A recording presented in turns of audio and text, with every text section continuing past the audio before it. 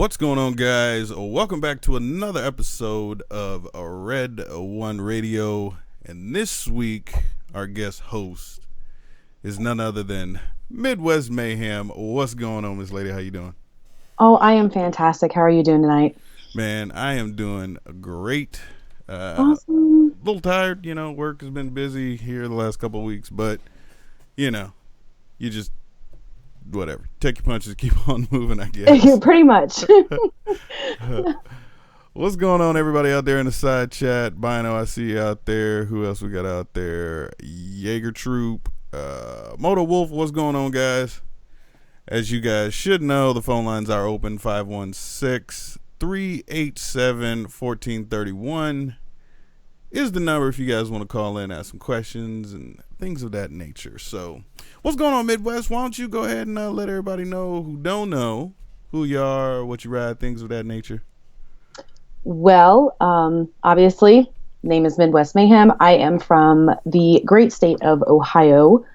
I currently own a 2015 Ninja 650 as well as an '03 XR100. That is my flat track bike. Avid hunter, avid outdoors chick. You name it, I pretty much do everything. I mean, you name it. Honestly, I'm an avid gun collector. Pretty knowledgeable on firearms. I'm not going to say I know everything, because there's a lot out there that I don't know. I will never ever claim to know everything. I can't be on that Tim Kreitz level. I cannot be on the Tim Kreitz level. But yeah, so basically it's open tonight. Feel free to ask me anything. For the most part, keep it classy. I mean, sure, shenanigans are totally acceptable, but I guess we'll just roll with it. Right on. So you said you own 2 bikes. Yes. It's more than a handful of people I know, but so I mean, talk about your flat track experience here. Are we talking like I'm pretty sure we're talking about indoor ovals, right? Like flat dirt track? No, it was I didn't never really got into the indoor short tracks.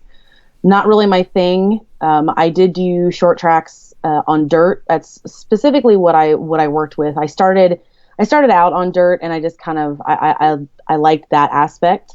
Okay. Never built myself up in the ranks. I really just kind of did it for fun. Okay. I mean, I did a few races here and there, more of like the open classes. So was never pro-am, never made it to like the AMA level or anything like that. Never really wanted to go for that because of the simple fact that if I wanted to do something of that nature, you have to start out at a very, very young age. Most professional flat track racers now usually start at about 5 or 6. Huh. That's about when they start out, and then they slowly work their way up. And of course, building your sponsorships and things of that nature, it's very time consuming. I mean, basically, if I would have stuck with it for the professional level, I would be on the road from the middle of March all the way through fall into early winter. Okay. Huh. Well, yeah, I mean, it's kind of like anything, right? Like I've seen, I grew up in the dirt world as far as motocross, and so you'd see the little Pee-wee class or whatever, the little kids. Those are always my favorite. Yeah, they look like little bobbleheads or whatever. They got this big ass helmet. Do. They got on their little PW50s, and they're oh my god, those are so great. And they get so upset, like they fall over, they just lay there like they're dead.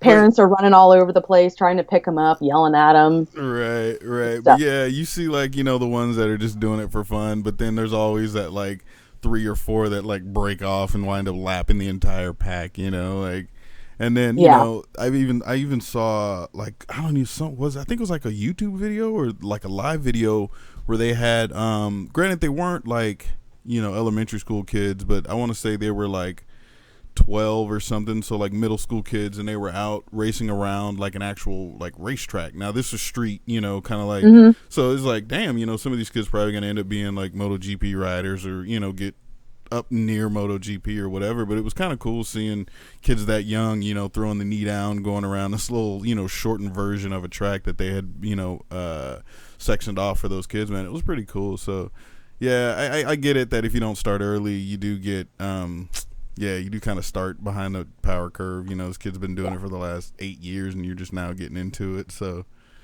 well, even now, I've noticed a trend, even with the AMA and the Pro-Am classes, the average age is getting lower and lower. When I first started getting into it, the average age was anywhere between like 17 to 19. Huh. That was pretty standard, but now they've got, last year they had a kid, and I cannot remember his name off the top of my head. He went Pro-Am, he went pro at 16. Okay. Yeah. I think Lee Stewart went pro at like 16 or somewhere around there. Well, but in dirt, that wasn't one of those things that was real common. I got you. It just, you have to build up the rapport, I guess you would say, because it's a very, I wouldn't say honorable, but it's a very highly reputable organization. Like, you respect everyone in their own certain level. But don't get me wrong, there's drama just like with any motorsport. Drama? Like what are we talking about? Like what just the random stuff. Like, you have your competition. There's always going to be competition, but sometimes it can get a little out of hand.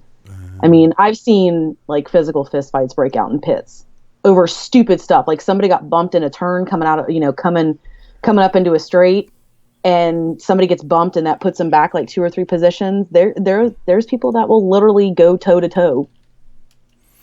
And it's just, they can be little bitches sometimes. And that was one of the reasons I just didn't want to deal with that stress. I was doing it for fun. Okay. And I still continue to do it for fun. I mean, sure, there was the competition aspect, but I'm not super competitive. Don't get me wrong, I can be competitive if I need to be. But I was doing it mostly for fun, honestly. And that's why I do it now. I putt around, I pull that little thing out every once in a while and just kind of putt around and have fun with it. Got you. Like, how often do you get out there? And I mean, do you still race, or do you just go on like an open day or just whatever? I'm a part of a local motorcycle club, and we have a short track at the club. Every once in a while, I'll just go out there, and usually there's like a club picnic that we have every year where every one of the members and their families come out, and it's just literally Friday through Sunday, nothing but riding. So do you guys camp at the track or something? Yeah, because there's a huge area for camping. So it just depends. Like, Friday is usually just like we just screw around and do whatever we want. Saturday we have a woods that surrounds the whole entire track itself. So they have hare scrambles, they have enduro crosses, and then we'll have short track races, and it's all just for fun. There's nothing competitive about it. So I do it from time to time. Not as much as I would like to, but it also is very difficult sometimes to find the type of tires that I need. And they're not cheap either. A lot of people don't realize that they're not cheap. So wait, what kind of tire are you running? Is it like a knob? What is it? It looks like a radial is what it looks like. It's a Michelin. Off the top of my head, I can't remember what the damn model number is, but they look very similar to radials. They're semi-smooth tread. Because if you were to use knobbies, which some of the people out at the club, they use knobbies, it tears the fuck out of the track. Okay. So you have to have almost a completely smooth surface. Like, if you ever watch an actual, one of the really good examples of what I think is a prime racing surface is, you can actually go online and look up the Lima half mile, and it's pea gravel, and it's limestone pea gravel. That is a prime surface for actual racing. Okay. Well, you're like educating me on this. That's interesting. Yeah. Pea gravel. Well, there's surfaces. Yeah, I mean, the pea gravel is just like real small, very compact gravel. Okay.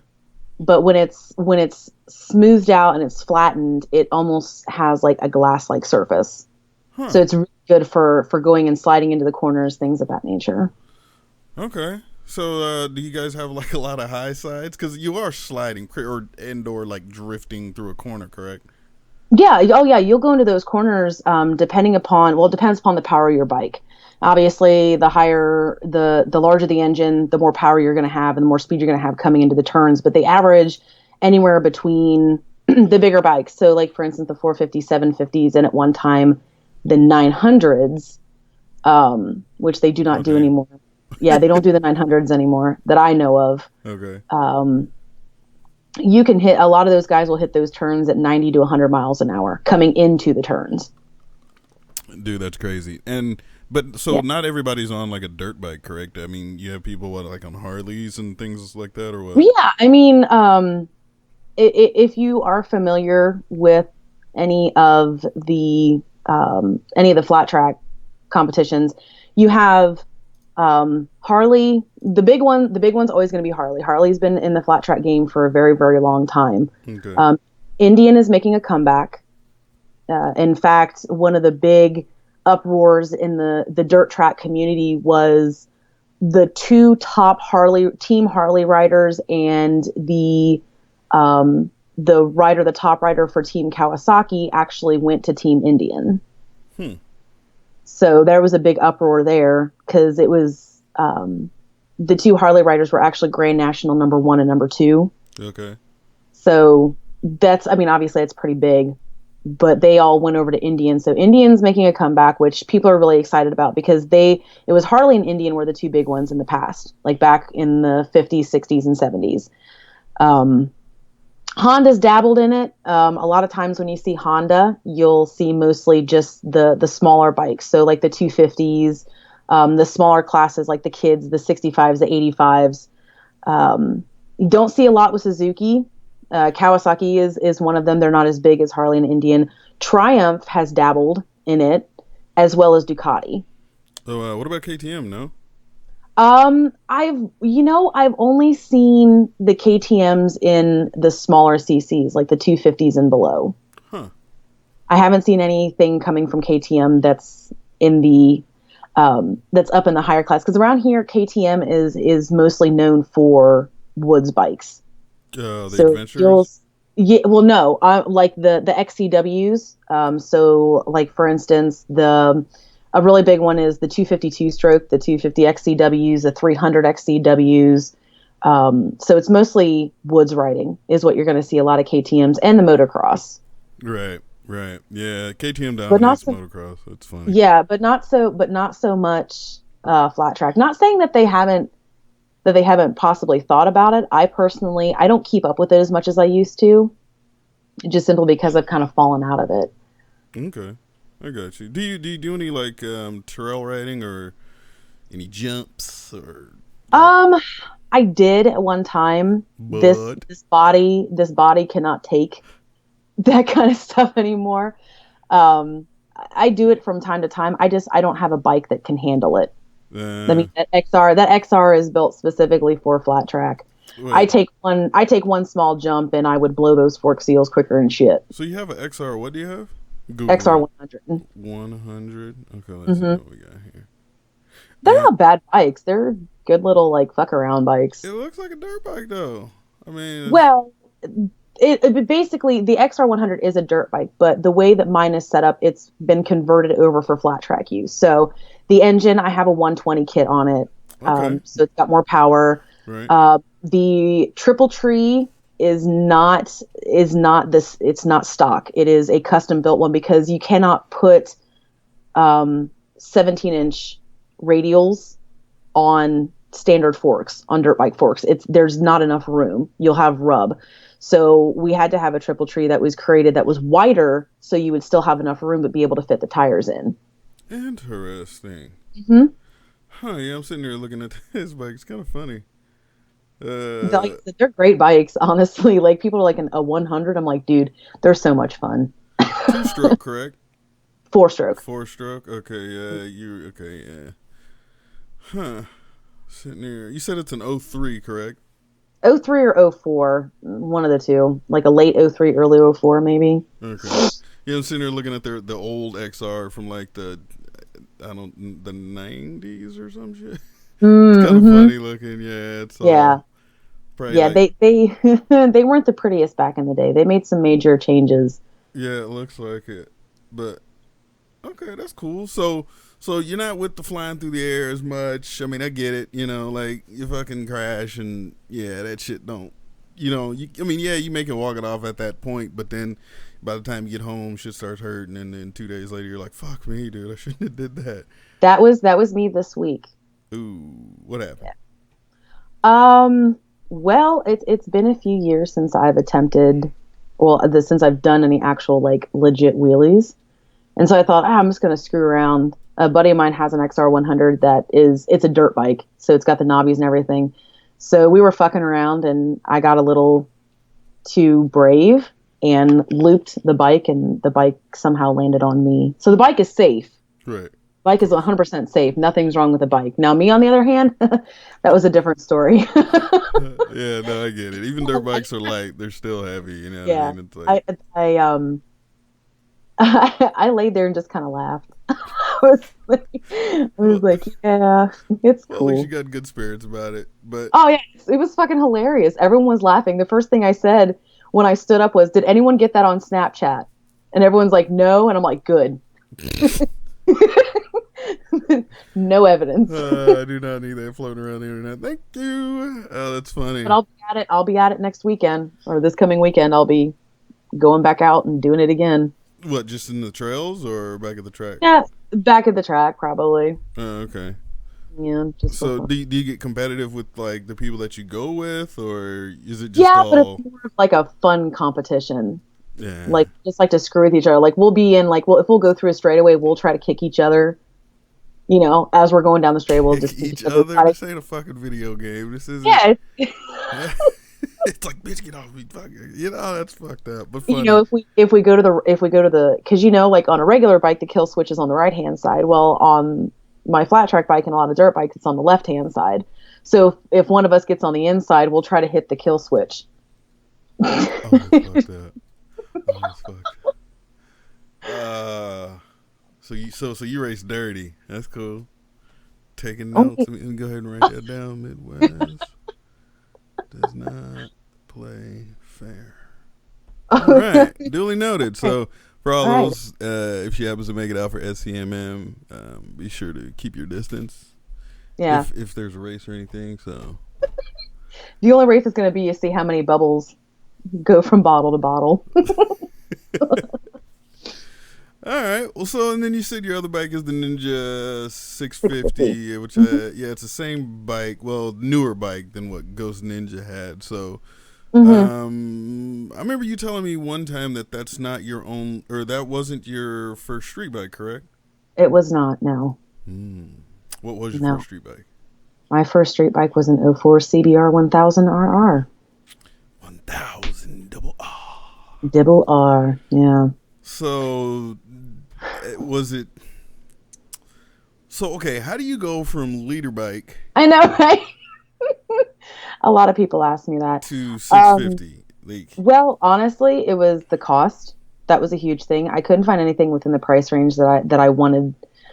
Insurance was a huge factor. Like when half off?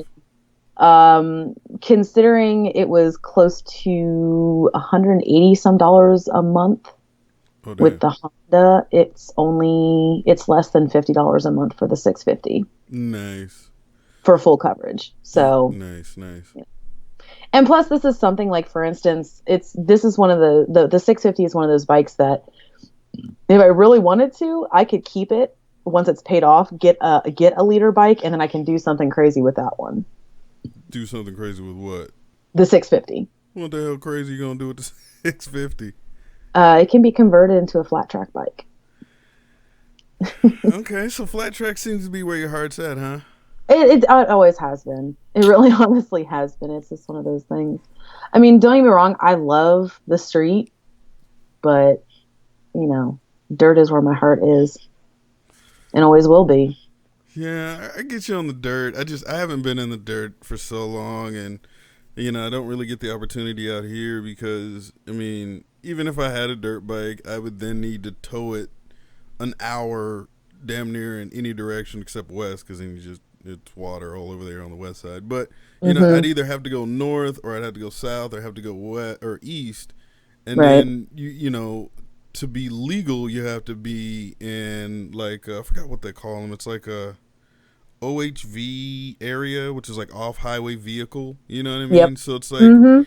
I had a friend who was in the Marine Corps here, and he had a dirt bike, and after he moved here with it, but after about a year, he just got sick of fucking trailering that shit all over the place just to be able to ride it, and so he wound up selling it just because it was a pain in his ass to be able to just go out and just ride for a couple hours, where most other states you can just find like an open field, and then if you talk to the owners of that property or whatever, and they don't care, you can go out there and rip it up for a couple hours. So yeah, it's different. Well, that's what it's like around here. I mean, I literally can walk out the back door and drive about 5 minutes, and I've got a prime spot. Wait, do you like ride the bike from the house to the spot, or do you No. Okay. No. Okay. Well, I don't know. I mean, you could live one of them. That car could not. No. I mean, you could live in one of those super relaxed towns that you fucking wave to the police on the way back or some shit. I don't know. I mean, I do. I mean, I'm on a first name basis with the police department for good reasons. Oh, okay. Yeah, I knew that question was going to come next. Like for. Yeah, I don't ever want to be first name basis with police officers or police department. Period. That's not a good Small thing. town. Yeah. Small town mentality. Well, hey guys, like I said, if you want to call in, the phone lines are open. That phone number is 516-387-1431. Give us a call. Say what's up. Don't be scared. We don't bite. I don't promise. I promise. I promise. I don't. Well, so question. Yeah. SCMM, are you any closer to figuring out what you might do or might be able to do as far as transitioning across the country for a weekend?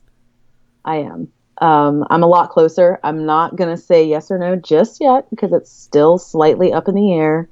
Okay. But I'm leaning more towards good news than I am bad news. Well, that's cool. We'll just put it that way. Yeah. That's cool. You could maybe take, depends on who comes. I'm trying to think. You could take the award for, well, no. What, I think Ian has you. What, is Ian 187? Is he further away from California than you? He's farther up from me. Like, he's way up there. So he might be a little bit farther. I'm trying to think if there's anyone else, like, on the East Coast. Because if anyone comes farther on the East, then yeah, they're going to be farther than me. Right. Oh yeah, I'm sitting there looking at Google Maps now. Yeah. No, I was just trying to see, like, well, maybe you could take the cake as being the furthest traveled from the Americas, but no. Looks like Realish Rider is going to be the furthest traveled. Period. He's going to trump. He's going to trump Mr. Fish. Yeah, by a handful of miles. Actually, a lot of miles. But yeah, he'll be over here, and we'll see if we can try to get some of those New York gentlemen out here. See if we can bring some more people from Florida. Maybe we can get Oi Dirk and those guys to come back. Well, I think Oi Dirk came by himself the first time. Right. But I remember he came out here. He rented a BMW S1000RR, which was hilarious. I'm like, wait, dude, you rented the bike you already own? He was like, yes. I was like, well, hey, it's what you're comfortable with. Roll with what you're comfortable with. Yeah. All right, we got a phone call right here. Let me go ahead and take this. Click this. Like, oh, where are you not? There we go. 949, you live on the air. What up? What's up, everybody? What up? What's your name? Where you calling from? Riley. Riley. What What's up? What is going on? So what's up? I had to wait till I got finished cleaning all the guns. Oh, gun maintenance. Gun maintenance is damn near godliness. Oh, I had the competition. Had the big old bowling pin shoot, and I even dragged my dad along with me. Made him shoot for his first time in a competition. Oh wow! Nice. What kind of guns were you shooting? We were doing a bowling pin shoot, so I brought my Glock 19. That's all ZevTech murdered out, and then I brought my Smith & Wesson MP40. And I didn't do too bad. It was my first competition ever, and I was racing with all these people that had like CZ Shadow 2s, which is like a $1,500 handgun, and all these other really nice handguns, and I held my own with a standard, pretty much. It's more, my guns are more like tuned for combat rather than competition, but it was a fucking blast. Huh. So what's the goal? I mean, is there like so many targets per like a time limit, or are we talking about? Yeah, you're racing whoever's shooting next to you. You get 6 bowling pins. You get 3 mags with 7 rounds in each mag. Unless you're in Class A, then you only get 4 rounds in each mag. Okay. And then it's just whoever knocks the pins completely off the table wins the match. And I only lost twice. And it was to the person that won first place and then the person that was second place runner-up. Nice. Is there like a strategy for knocking the pin down? I mean, what, you shooting for the top of it, or don't miss? I mean, with the 9, it's basically you want to hit it more towards the neck of the pin so that it completely clears the table. Okay.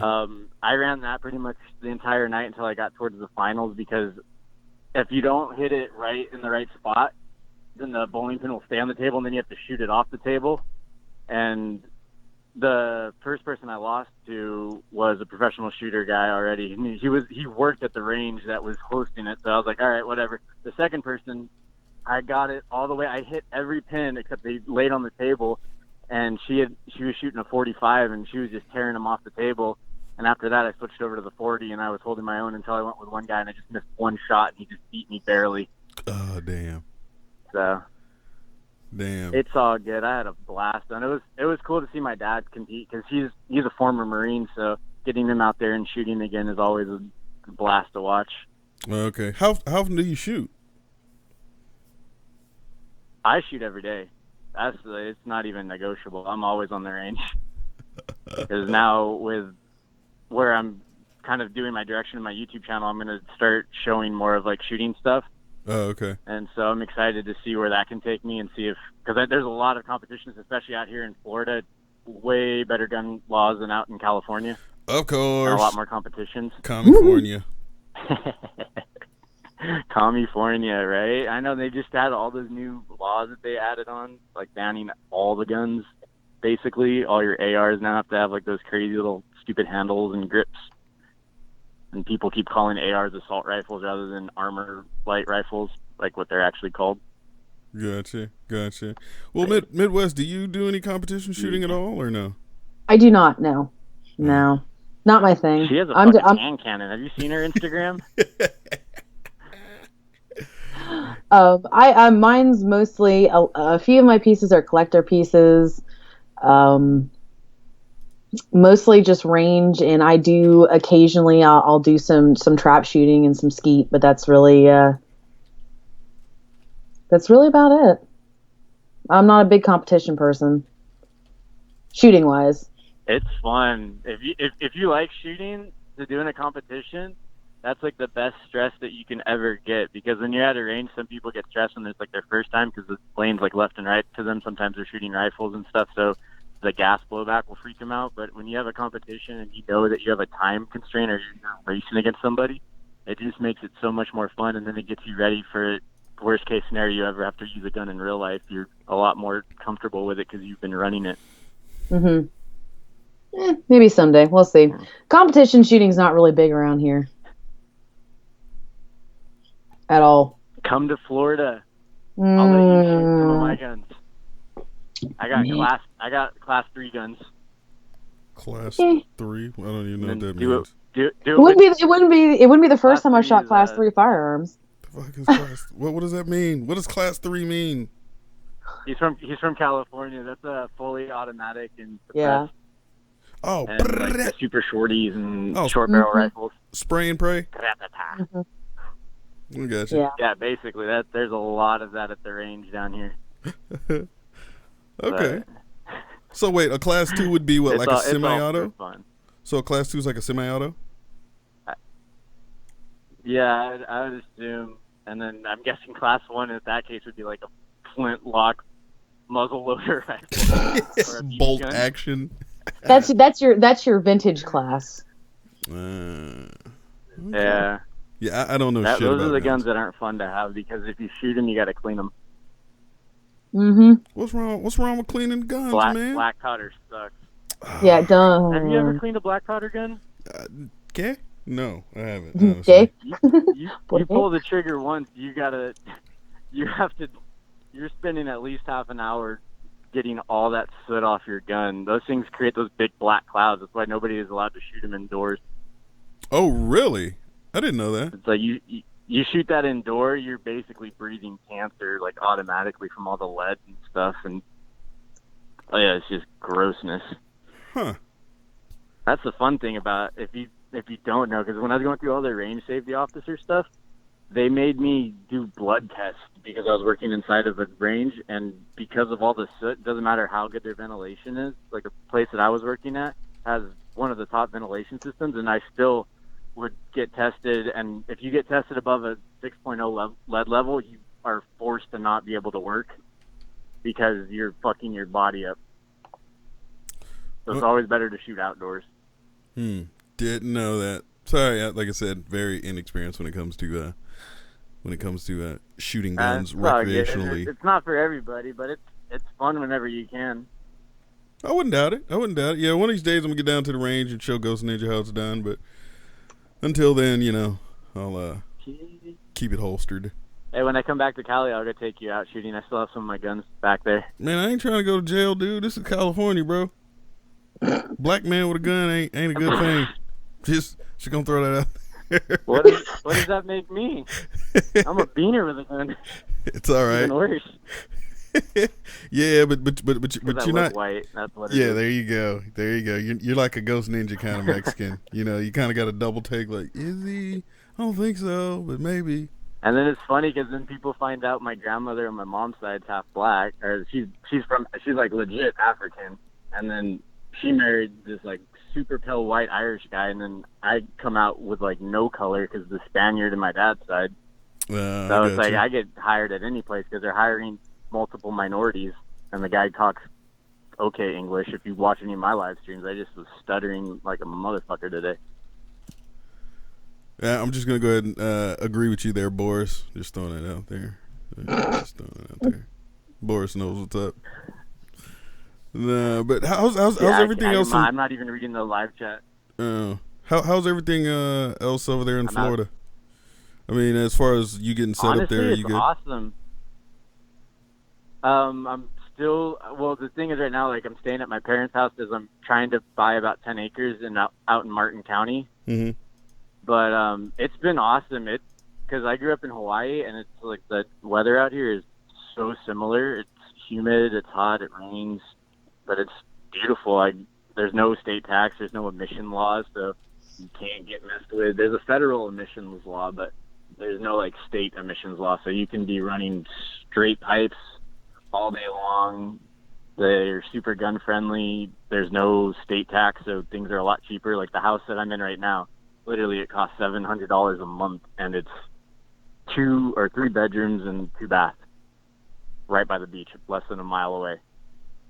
Oh damn, lucky bastard! $700. Well, you already know what prices is out here. So when I was living in Huntington, right there at the Elan place, I was spending each month $38.50 a month. Yeah. It was so bad for a 2-bedroom penthouse there. $4,000.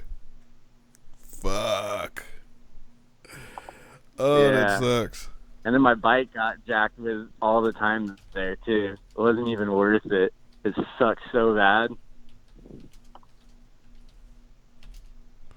Sorry, I'm sitting here typing in science. Yeah. Well, cool, man.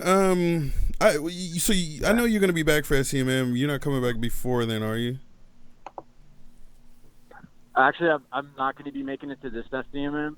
There was that little small debacle thing, so I'm just trying to avoid any kind of drama.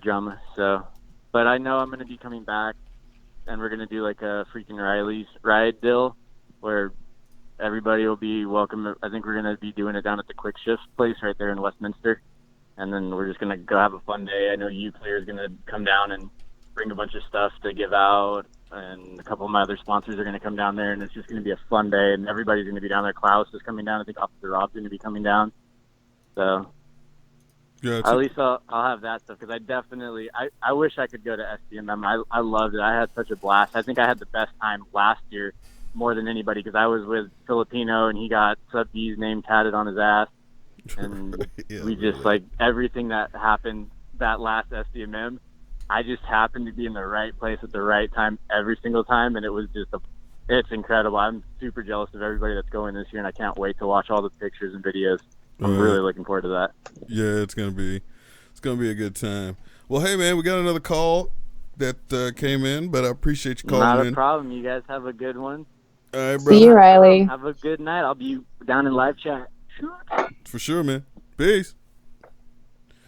All right, good old freaking Riley. All right, let's go ahead and take this next call out here in California. 714, you live on the air. What up? What up, Red? What's going on? State your name and where you call from. Just here to debunk all the FUD that's been spewing. We can have guns in California. No, we can't. It's not that bad. It sucks. It ain't as good as Florida. I agree. I'm here to defend California and their guns.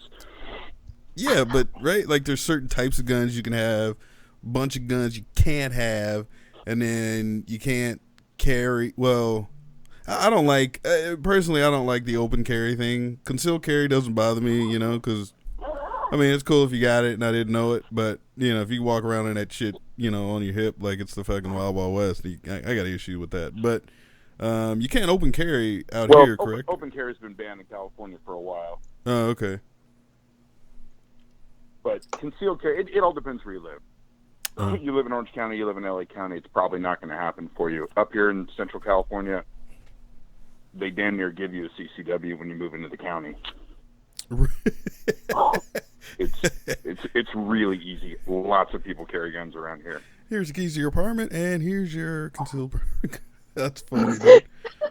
Almost, yeah. It's like a welcome packet. Like here's 10% off the Lowe's. You get a new washer and dryer, and then and here's your CCW, voter registration card. Wait, so what part of Central California you in? I'm in Fresno. Fresno, you know okay. who I am. Yeah, that's what I thought. Railroad down for your last hangout. Yeah. That's what like Voice House, man. He said Central California. That's what I'm like, what's going on, man? Yeah. The output's 19,000 feet long. It's going. Okay, that's what's up. Have a little drink, watching the Red One radio show. Having a drink, yeah. I'm sitting there drinking some H2 Agua. I mean, I could be drinking, but yeah, it's like you mean like H2? Ew. Hey. H2, what a waste. Just saying, if I start Water drinking the morning after. Yeah, but it's like if I start drinking and then once this is over, then we'll want to keep drinking, but then there's like nobody to talk to, and I hate sitting there just drinking, like being on the computer by myself. That's just weird. I mean, I don't know, dude, it's just weird. It's like what am I supposed to do? Sounds Drink? very lonely. Yeah, exactly. You know, but if there's like a hangout or Cry something, yourself to sleep. I know how it goes. yeah, you know. But if there's a hangout or something, then cool, you know, I got somebody to talk to, fucking pounding bitches back. But just sitting here drinking just to be drinking, that's kind of weird to me. Sorry. Yeah. But hey, you come. No, so oh, what's up? Yeah, what's so up? I hit you up before, and I invited you out. And next time you're up in this area, I'll take you out and ride some mountain roads. Well, now I got to take you shooting too. Ooh. And despite what other people in other states think, I'll take you out shooting, and we'll shoot some Class 3 stuff because it's limited, but you can't have it here. I've got That 2 Class packs. 3. No, I think I'll just take a little 9. I'm good. You know, I don't need nothing. You know, too over the top, man. Just something. A little pea shooter. I'm good. A little 22. BB gun, whatever. I'm straight, man. No, it's funny, man. I've shot guns before. I just not something I'm really like into or whatever. It's just. I like the appeal of them, but I don't know, man. I don't know. I mean, maybe it's just the way I grew up. Like, my dad has had guns in the house, but I've literally never really saw them. You know what I mean? And I didn't grow up in a family that like guns, and my dad had it for protection in the house. And hell, I didn't even know where that fucking thing was most of my life, but I just think it's just how I grew up, not being around them all the time, kind of led me to where I'm at, when it comes to guns. But I mean, they don't like fucking scare me or freak me out or anything, I mean, to each his own, I guess. Oh, that's cool. It's not for everybody. Right. More for me. That's the way I see it. That's the way I see but it. you can't own them all though. But I'm It trying. says who? Says who? says okay. All right, like, let me ask you this. All right, so what? Okay, for a brand new, let's just say like a Glock 19. What are we talking price wise? $550. $550 plus tax and droves. Yep. That's So it. whatever your tax rate is, 9% ish. So $550 plus. We'll round it up to make it easy. Call it 10%. So, or say it's about $50. Yeah. So you're looking at $600 and then $25 for a background check. And then there's a few other requirements, like for California, you got to have a firearm safety certificate, which is it's the equivalent of a driver renewal test. It's like 30 questions, true or false. It's fucking easy. And $25, just a way for the state to grab a little money. Right. Okay. So once you have that, or you have a CCW, or you're active military or law enforcement, then you're exempt from that. So yeah, you're talking about like, $625 or so. Oh damn! I would have thought it'd been more than 10-day that. wait. Holy shit! Yeah, no, Glocks are actually extremely affordable. Oh, so what's extremely expensive then? Handgun wise. It depends. So I just sold an open bolt interdynamic KG9 that was banned from manufacture in 1982 for a little over $12,000. What the fuck? So yep, sky's the limit. and that's very true. I mean, gun, you can go. SIG, you're talking about like $1,000. I was gonna say I've got a couple $2,000 handguns in the safe that's right behind me, and I have a buddy of mine that just recently got a $5,000 Dan Wesson custom. There you go. I've seen $10,000 Wilson 1911. Combat customs. It just depends upon how much you're wanting to drop. It does. I mean, I got a Barrett M82A1 sitting on the shelf running about $9,000.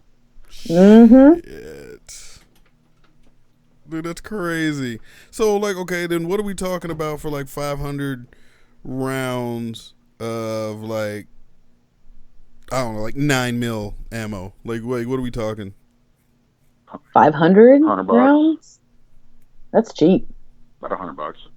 Yeah, if that. I mean, I think we pay around $70, $80 at work right now. I'm like, hey, we got 9mm on sale for $219 for 1,000 rounds. No shit. Huh. But I mean, yeah, that's kind of the going rate. I mean, 200 to 250 depending. Reloads 170 for 1,000 from most places, LAX and stuff down there. Oh, it's on Ghost Ninja. It's really not expensive to get into it, And then if you get into reloading, it's even cheaper yet. I mean,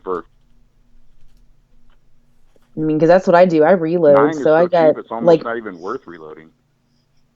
Well, it depends. Like some of like the 9mm, like me and a bunch of friends will go together on a deal. Like Montana Gold or one of those companies will have like a huge like fire sale, and they'll have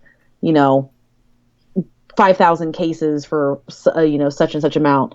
Now, granted, the more like my like the 454 Casuls or the 4570 Governments, like those are not cheap. Even reloading them is not cheap. Yeah, because they're not easy to find cheap, and usually if you do find them, they're in very small quantities.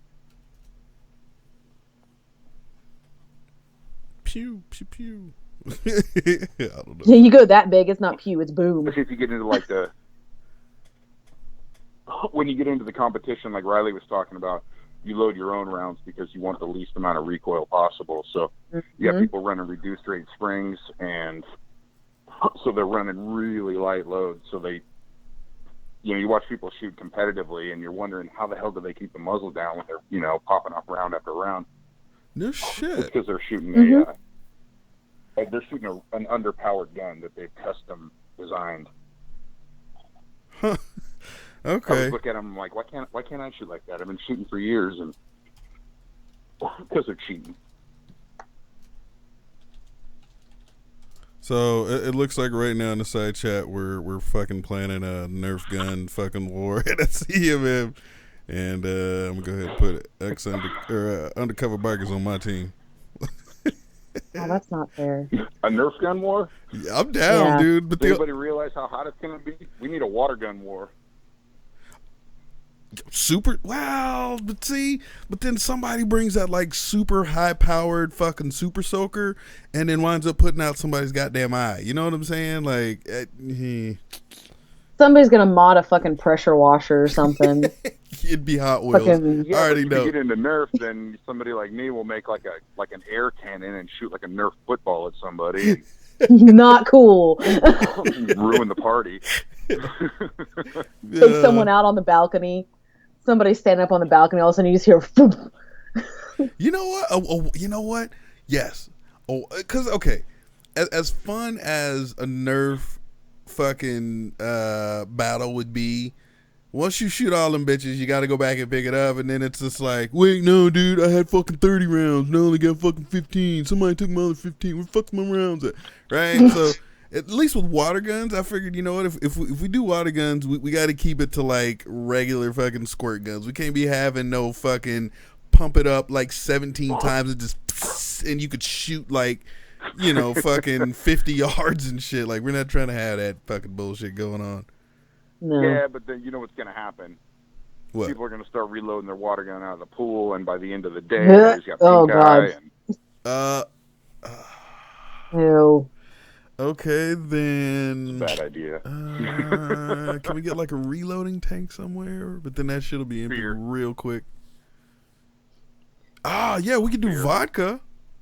Oh. Vodka reloads. Just everybody has to wear eye protection and walk around with their mouth open. Shots fired. Yes, please. No shit, right? Oh shit. Oh, that would be too good. Well, cool, man. I got another call coming in, brother. I appreciate you calling, sir. Absolutely. Love the show. Keep it Yeah, up. man. Yeah, man. So till the next time we see each other again, brother. You be safe. Tell Capo bring some ribs next time he comes down. Delicious. Later, Midwest. Later. SCMM water gun fight. That may be interesting. All right, let's try this next call and see what's up. 714. Also, you live on the air. What up? Hello. Shit. Oh, hey, yeah. So, hey, I fucking called like 7 times. I just only had to press 1 to get on the wait list. Yeah, that, and then you just kind of have to wait, and then it's kind of a queue thing, but I was like, no, to get on the fucking queue, you gotta press 1. I was like sitting there calling. It's like, no, you can listen to them. I was like, I want to fucking listen. But, I mean, I'm listening, but this shit is fucking crazy. Fucking British people, dude. I don't know. What's going on, man? Yeah, how do you make your fucking channel big?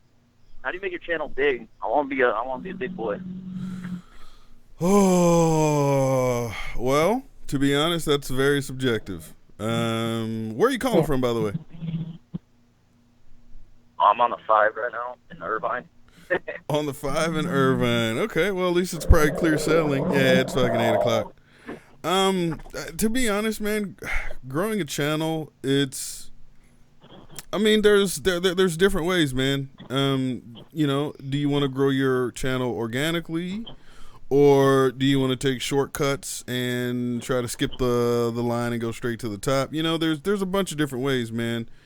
Yeah, no, I want to do it like legit, like that clickbait Dana dude. I don't want to be like that. I want to be like legit shit where people don't fucking hate me in the future, Where people hate you in the future. So, I mean, with that, okay, well, going off of that, then I would think, it comes down to you and how entertaining you are as a person. I think a lot of people forget that, right? A lot of people who start, let's just say, motovlogging in general.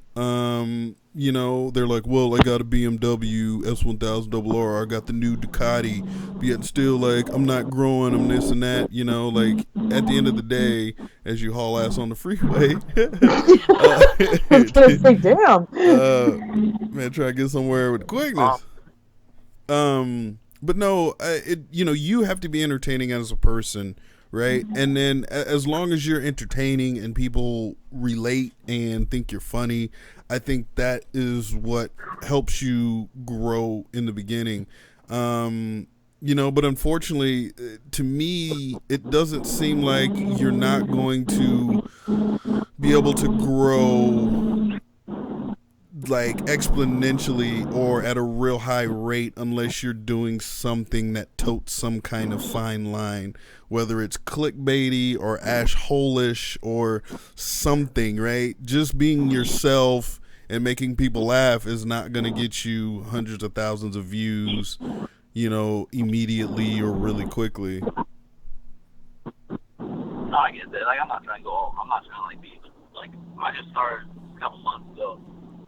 I'm like fucking low ass fucking subscriber. I have low subscribers. I don't really give a shit about, but I'm trying to like get some shit going, you know. Okay.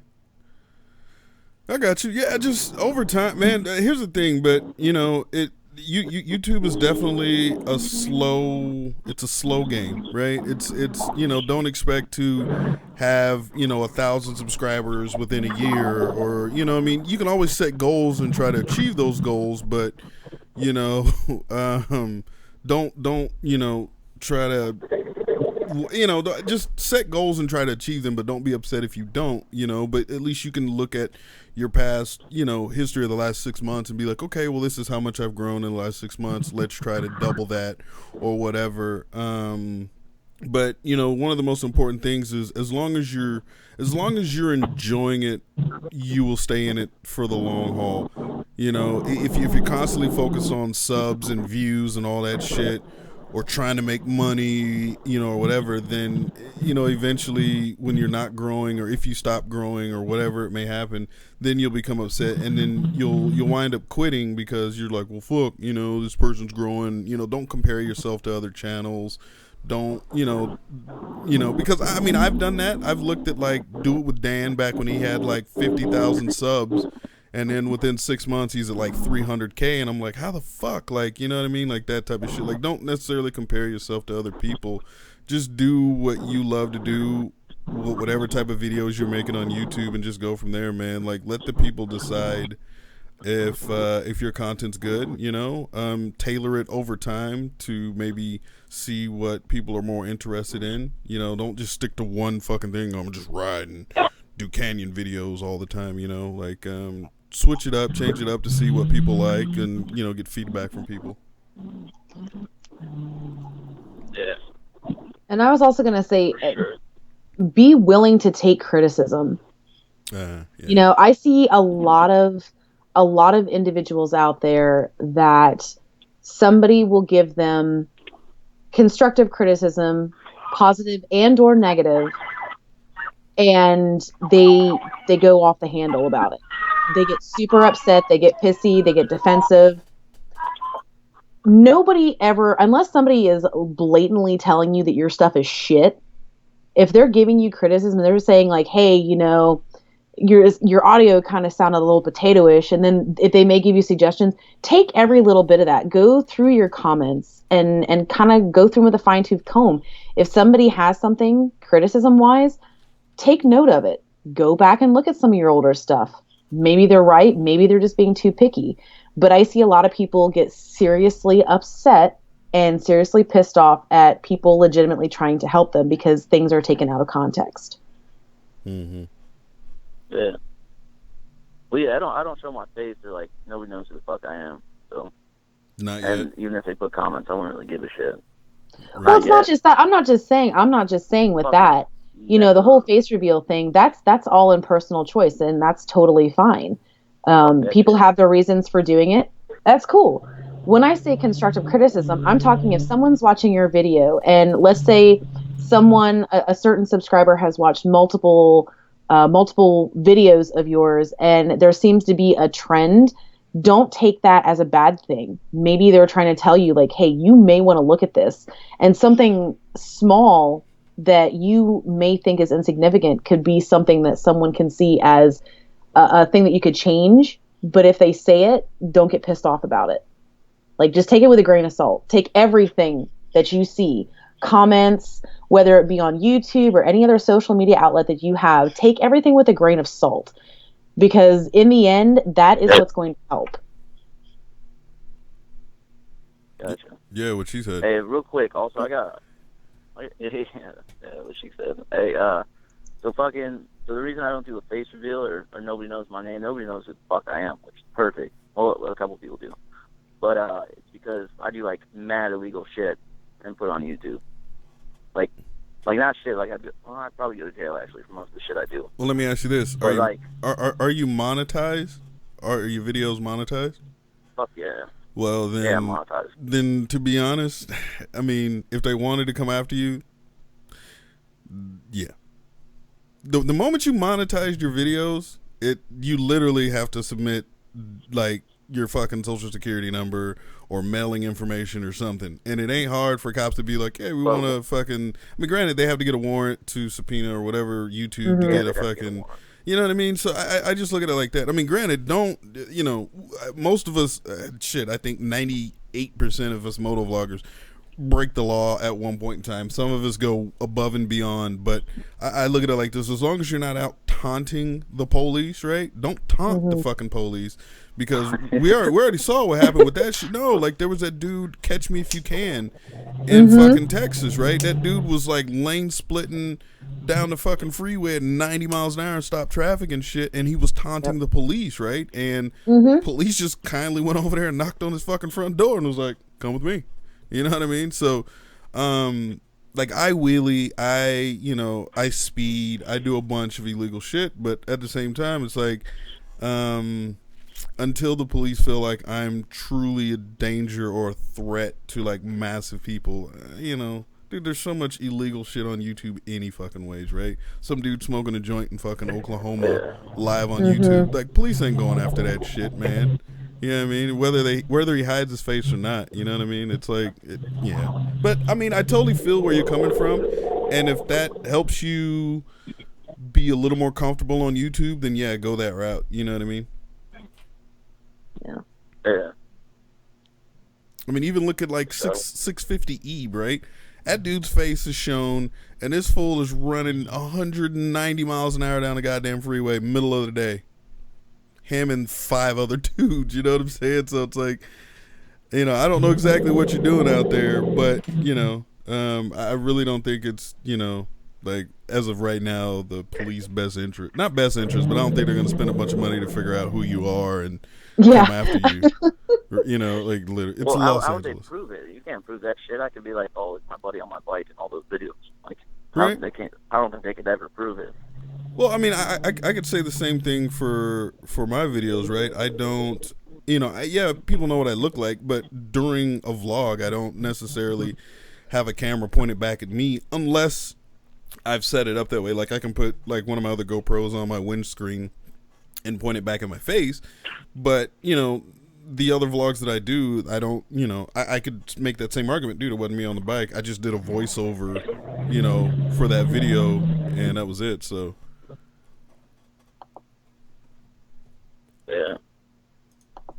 But I feel you though, man. Well, I hope like your YouTube endeavors go the way you want it to go, man. Always be looking to change things or switch it up a little bit from time to time. You can't constantly keep doing the same thing over and over, but definitely, read the comments, see what people or what kind of criticism or feedback they're giving you, and just kind of run with it, man, and have fun with it, dude. That's the best thing you can do, is just have fun with it, man. Over time, you'll meet other vloggers out here, in SoCal and stuff like that. So should you choose to break out of, your newbie bubble, like we all did it. All of us starts in this little bubble. We don't hit anybody up and shit, you know what I mean? And then eventually you'll kind of start reaching out, and you'll meet more and more people, and it turns out to be, fun.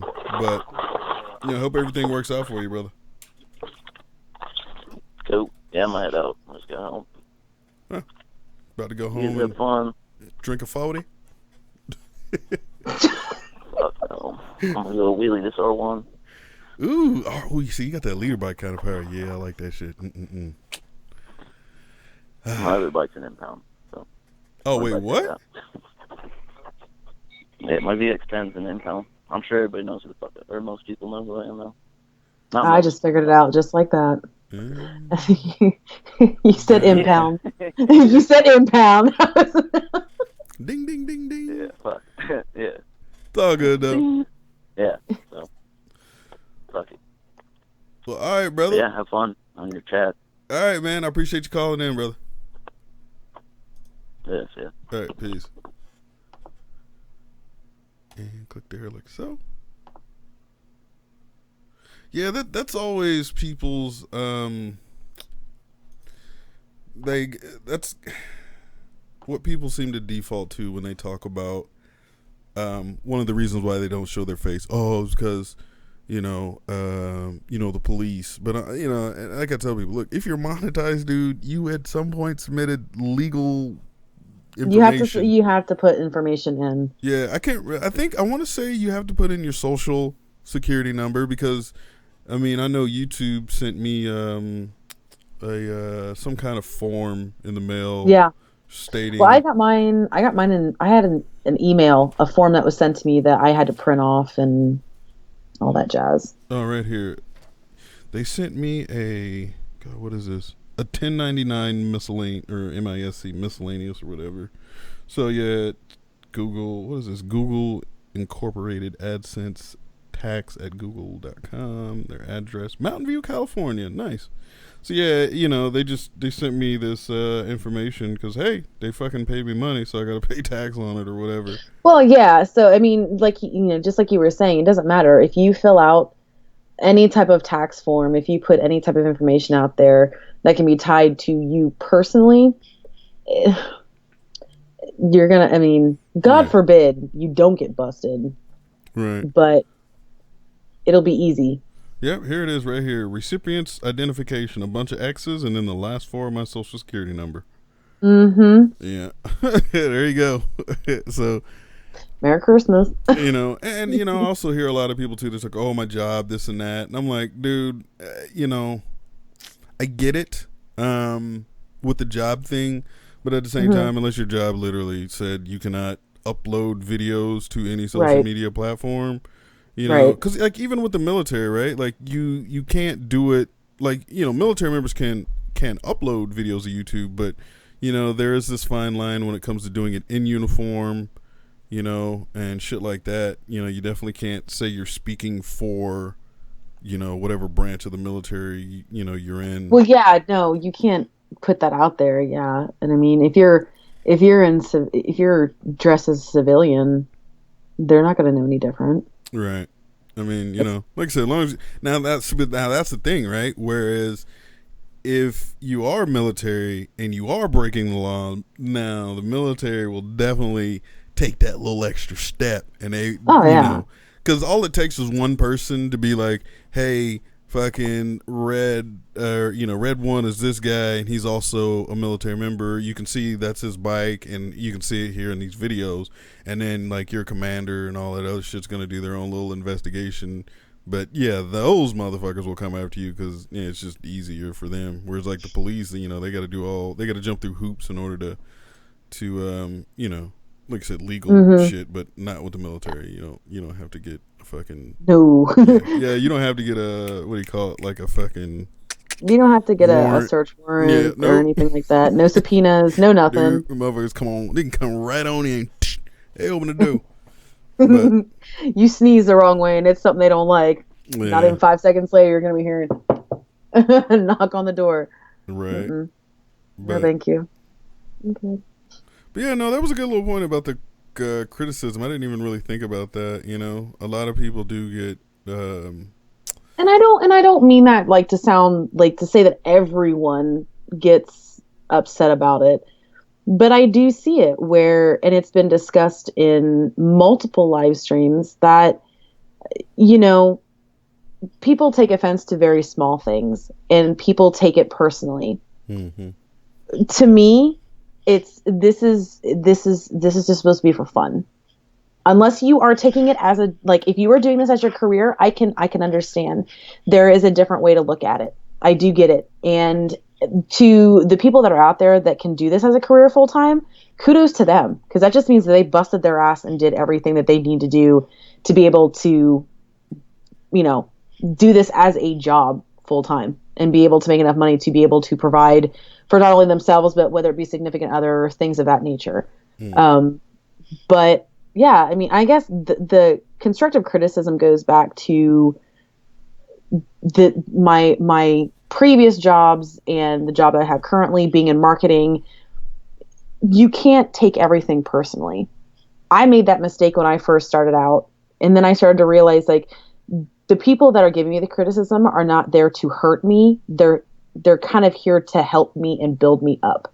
Right. Because they're seeing things that I'm not seeing, or things that I think are okay that may not translate the same. So that's always been my thing. Just don't get super upset if somebody has something to say. Now, if somebody says something and you know that it's not correct, okay, then you may have a little right to get a little upset, but also you have that opportunity to switch it up and not necessarily prove them wrong, but kind of put them in their place. Right. And show them the error of their ways. But if you are if you are proven wrong on something, just accept it. Don't argue. Just walk away with your tail between your legs. It's not going to be the first time it's going to happen, nor is it going to be the last. So just roll with it. Yeah, no doubt. All right, we got another call coming in here. Go ahead and take this one. Area code 347. You live on the air. What up? What's going on? How you doing? What's up from the East Coast? East Coast. How far east we talking? New York, man. Oh shit. That's what's up. It's kind of late for you guys out there. Yeah. It's been pretty rough out here. It's since the spring, and it's been raining and sunny. Okay. So what's up, man? Do you ride, or are you looking at riding, or what's going on? Yeah, I'm looking at ride soon. All right. The only thing is, I have a problem. The only thing is that we don't get the lane split in New York, because they're like dirt bikers out here. They give us a bad rep. Oh, you talking about the guys that are wheeling fucking through traffic and all that other shit? Yeah, definitely that. Yeah, I mean, but I don't, but that's, I look at, now this is just my perspective from New York and more of New York City, right? Not the state, because I don't really know what's outside of New York City. But to me, it would almost seem virtually impossible to lane split in New York City just due to so many, the sheer amount of cars constantly switching lanes, right? I can understand maybe on the freeway or something, but not necessarily within city limits or downtown New York City where, you Manhattans and all that other stuff. Could be wrong, but to me, and then you have the bicyclists, right? And the skateboarders and a bunch of other fucking Casey Neistats and shit coming through, right? That's all you need to do is fucking you take one of them out while lane splitting as he darts out from the side of the curb or some shit, and then you don't see him, and then bam, right? And then motorcyclist takes out fucking skateboarder, blah, blah, blah, blah. So, yeah. That's a whole other can of worms. Yeah. Tis true. So what kind oh, go ahead. I can't lane split in Ohio. Technically, nobody can lane split anywhere except California. Yeah. No, there's a couple other states. Wait, did they finally legalize the shit? Yeah. Where? Oh, Washington? No. I think Washington. I thought there was talk. Let's see. Unless it was, the last time I checked, maybe that wasn't supposed to go into effect until next year. So maybe California is the only place right now. Yeah, definitely. I'm thinking about moving out there, man. Yeah, it could be free. Yeah, it's definitely. Lane splitting is definitely a great thing. When done right, It is intimidating in the beginning, of course, but over time, you learn how it works, and for me, I learned. I'm not gonna say a hard way, but I definitely learned how lane splitting can go really wrong really quick, just due to the speed, and Right. and a driver not obeying the laws of the road. But after getting past that unscathed, it taught me to slow down while lane splitting. But it's a good thing. I hope some other states can jump on board, whether or not let's see whether or not these other states. Definitely. Let's see here. Lane splitting bills introduced in Oregon, Washington, and Montana. Okay, that's a lot of words. I don't feel like reading. Words. It says introduce, so introduce don't mean it's implemented, but it could be. This was dated January 25th, 17. So, who knows? Now, not saying that I haven't done that. Right. I mean, here's the thing. I've been stuck in traffic jams on the interstate. As long as I know that traffic is not moving fast or is at a complete stop, I'll thread my way through. I don't care, because my bike gets hot. I don't want to have to turn it off, turn it back on, turn it off, turn it back on. That's not how, no, I can't do that. So I just, I did it last year, actually, on the way up to Michigan a couple times. So as long as you don't get caught. True. But hey, brother, I want to ask you a question. What you said you were looking at getting into riding. What type of bike were you looking to start out with, or if you were riding before, what type of bike you looking to pick up to continue? I'm looking to start with a Gixxer 300. Suzuki, they don't. Well, no, Suzuki doesn't make a 300. I know there was talks of them. Well, I know in Japan they have a 250, but I don't think there's talks about them bringing it here to the U.S. as of yet. So if you're looking at 300 cc's, you're looking at Kawasaki, Yamaha, and I know Honda. But Honda doesn't have a 300. They have a 250 though, right? No. Honda. Yeah, I think Hondas have a 300. Yeah, I'm pretty sure they have, because they just. Oh yeah, CBR 300 like a motherfucker, huh? Bam. No shit. Okay. Well, that's cool. So you're looking at it as a beginner bike, something that'll get you around, but doesn't have all the power of like a 600. Yeah, definitely. That's what I'm looking at. I got you. Yeah, if you don't mind, can I ask your age? I'm 21. 21. Okay. Yeah, man. Let me ask you this: with choosing a 300, are you choosing it because how can I word this? You and you feel like a 600 will like you'll do some dumb shit on a 600, so therefore you'd rather. Yeah, I feel like they could do some dumb shit over a 600, man. I don't want to get into trouble, all that nonsense. Right. Honestly. Okay. You know He's what? being responsible. It's rare, but it happens. Right. and I can totally. I mean, if you're responsible enough to ride a 600, that's cool. But for me, I would start on the 300 just for a starter. I can 100% get behind you on that, and I can respect that. Definitely. Because one of the untold truths, or that people forget, is that a lot of times you only get one chance to get it right. You know what I mean? Or you only get one chance to fuck up, and sometimes it can end up being a life-ending thing. And for somebody as young as you, and who's turning around saying, you know what, dude, like, if I get the 600, man, I'm fucking around and do some dumb shit. Like, I have nothing but, praise, for you on that. Get the 600. I mean, get the 300.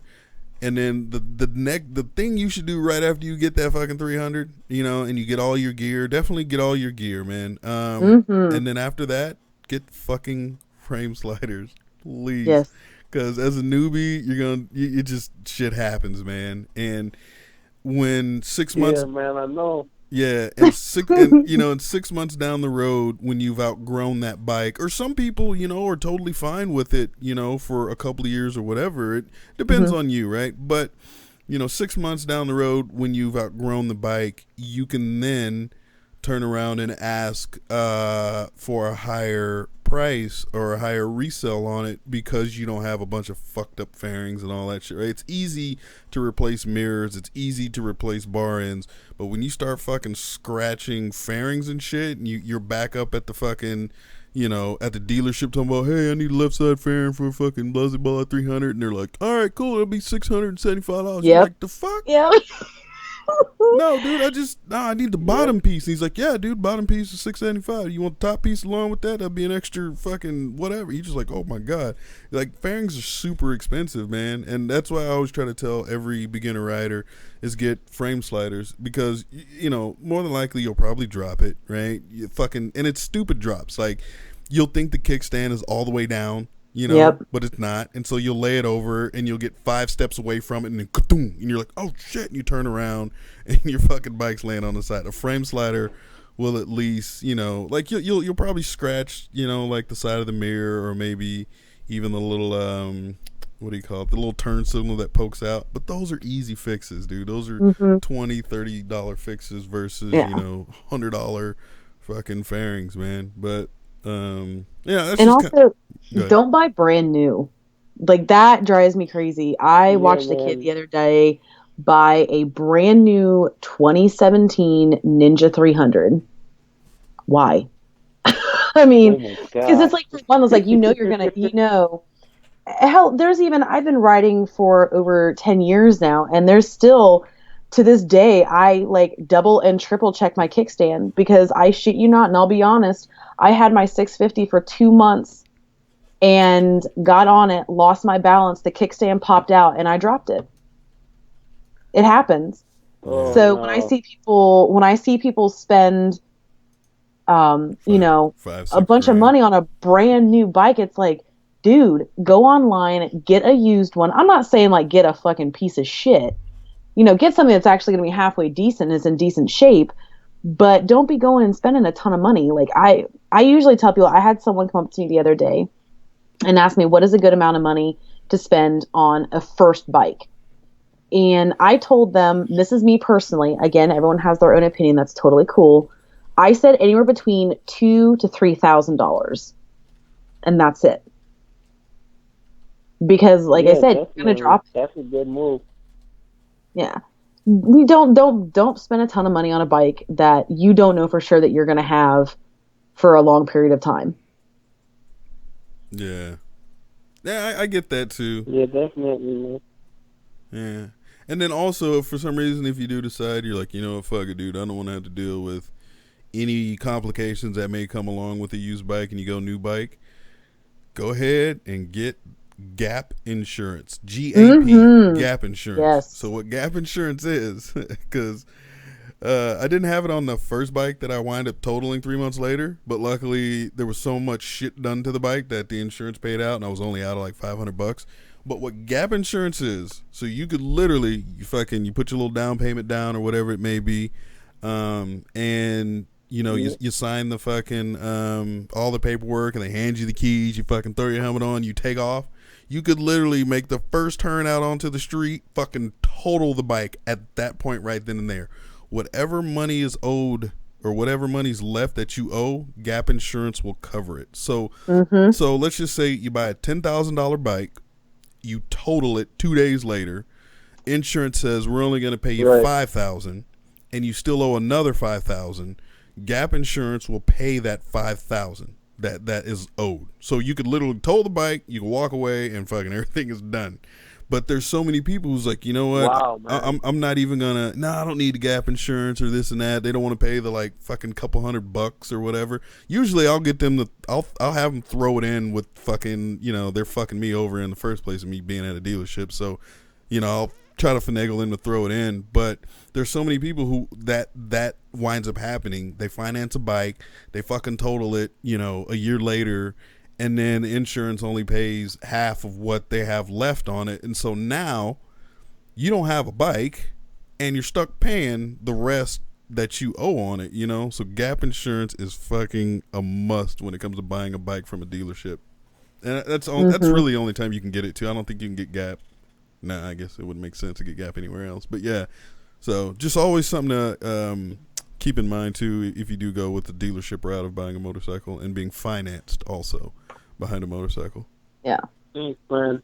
Yeah, thanks for the heads up, man. Yeah, no problem. Hey, listen, just to let you know, I'm probably looking into motovlogging as well. I got you and Snowcat and Walter Ifik are like big in motovlogging, so that's why I got the motivation from you guys. Gotcha, man. Well, that's cool. I will say this: if you're gonna get into motovlogging, do it after you've learned how to ride the motorcycle. Yes, please. I started motovlogging a year and some change after I started riding on the street, and I remember in the beginning there were times where I was talking, right, and some shit was like a situation was forming, right, some cars starting to merge over or whatever it may be. And I remember, dude, in the very beginning, my first couple months of motovlogging, I couldn't figure out, should I shut up and stop talking and deal with the situation or try to finish what I'm saying? And then like there was just this weird kind of like give you this awkward feeling. Yeah, it's about to happen. Well, no. It was just like I kind of froze for a second, right? I didn't understand, because it's all new, and even though I knew how to ride a motorcycle, it was still weird. And then over time, I realized, dude, just shut the fuck up. Just don't, you don't have to say anything. Just stop talking, fix the situation, whatever it may be, and then once it's clear and done, then you can continue talking about whatever you're talking about, and you can just edit that little part out. But yeah, it's kind of like, I just froze for a second, and that's one of the worst things to do on a motorcycle is freezing. When you freeze, time continues, but you're still not doing anything about correcting the situation that's happening, But definitely learn how to ride. Yeah, exactly. I mean, get the camera, dude. Go ahead, grab the camera, throw it on your helmet, so that way I'm not, as far as like, don't worry about miking yourself, but grab the camera, throw it on your helmet and ride. And then when shit happens out there on the street, you have footage of it. So then you can go back, put the footage on your computer and you can see what happened, and you can be like, oh, instead of doing this, I could have did that. You use that footage also as like a training tool in the beginning. It'll help. And then, like I said, once you feel comfortable, then, go out and start looking at miking yourself. And then, once you're comfortable enough, then go ahead and start, figuring out how this motovlogging thing works. But definitely don't do it leaving the fucking dealership, dude.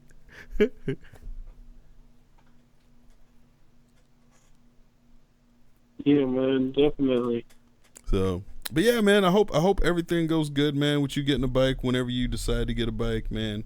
Like I said, make sure you get all your gear, your helmet, your gloves, your jacket, riding pants, Yeah. if you want to go that route, ankle protection if you choose to also. But at least get the bare minimums, helmet, jacket, and gloves. Yeah, man, definitely. So, but for sure, man, I appreciate you calling in, man. I fucking just totally lost my train of thought. Holy fuck. It's been a long day. Yeah. Appreciate you calling in, brother, man. Hope to hear from you soon. Hope to hear that you're actually moving forward toward getting a bike. And when you do, man, let me know. Send me a DM on Instagram or whatever, and let me know what bike you got or whatever. Be cool to know. Yeah, definitely. I will, man. Thanks, guys. All right, brother. Have yourself a good night, No man. problem. Have a good night. Yep. One love. For sure. One love, man. Peace. It's always good to talk to new riders, man. Let people know the right way, There's always a bunch of people who ride with people who are, I don't want to say overly confident, but like I know my cousin, when he started riding, his buddy that got him into it, Like he don't wear a helmet, he don't wear a jacket. And I was just like, look, dude, No. just get a helmet and get a jacket. Like, I saw that the other day, actually. I stopped somewhere to grab a bite to eat and happened to see a couple guys sitting on a bench outside of the restaurant eating. And I look over and I was like, oh, they're getting ready to go. Because the one guy had a really nice R6. And I was like, man, that's a really nice bike. And they were getting ready to leave. And I was like, wait a second. Dude's rocking Nike Shocks, some skinny ass Miss Me jeans, like those fancy like man woman jeans, a fucking high vis Nike 3/4 pullover, and that's it. So no gloves, no helmet, no jacket, improper riding shoes. Which I don't knock people for what they wear. I shouldn't say anything because I wear fucking boots, like straight up boots. That's just because I don't have any riding boots right now. I'm working on that. It covers the ankle. You know, my Jordans are they're high top. They cover my ankle. I actually use these shits during the motorcycle safety course. So. Yeah, well, but it was so funny because I saw that and I immediately was like, no. Nope. Or what's worse is when I see, like, I don't know, maybe when I see like the Harley riders and how they do it, I don't. It doesn't really affect me in any kind of way because it's like, yeah, they're Harley riders, so of course they're gonna ride around no helmet if they can and fucking t-shirts or whatever. But like when I see a dude on a super sport, right, and he's riding down the freeway at 80 miles an hour, and dude's in some basketball shorts and a fucking t-shirt and even just minimum like a helmet. Yeah, I'm just like, oh, dude, like I cringe in a way because I'm like, bro, if something happens and you can go down right now, you're doing 80. Is basketball shorts, you know? Yeah, there's a dude that's around here. He is like the epitome. He's like the poster child for like douchebag sport bike riders. I kid you not. Like he's annoying. Like I don't want to be anywhere near him. Like he's actually rode up beside me, and I pulled through a red light so I wouldn't be anywhere near him because he's that type of person. But we had a really warm day not that long ago, and he was cruising in khaki cargo shorts. Some Chuck Taylors, some low top Chuck Taylors, and no shirt. Living a good life. No helmet, just glasses. I was like, that's cool. I wanted to stop and be like, dude, can I see your license real quick? And just like, look at it and be like, oh, it's cool. I just want to check to see if you're an organ donor. That's all. I don't know. Like, and even like one of the, I mean, I've written, like, especially in Palm Springs. Okay, yes.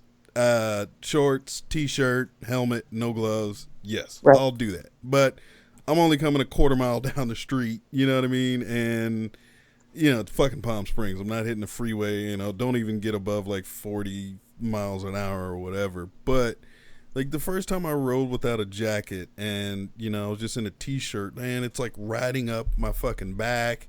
And the fucking like shit's flapping. It felt weird, and I'm just like, yo, I can't do this. Like I couldn't imagine being at freeway speeds for 20 minutes with my fucking shirt just riding up like it's about to fucking, like I'm trying to take it off or whatever. I can't, but that's just me. It's a personal thing. I know a lot of people who ride in t-shirts, and that's on. And if that's their choice, then that's their choice. I don't preach to people about what they choose to wear or choose not to wear. I may make a sideways comment, but never once will you see me go up to someone and literally like preach to them. Right. Because it's their choice. I'm not saying that I haven't gone on little short trips with no helmet on. I've done that, but I'm literally going like down the block, but that doesn't mean anything. Right.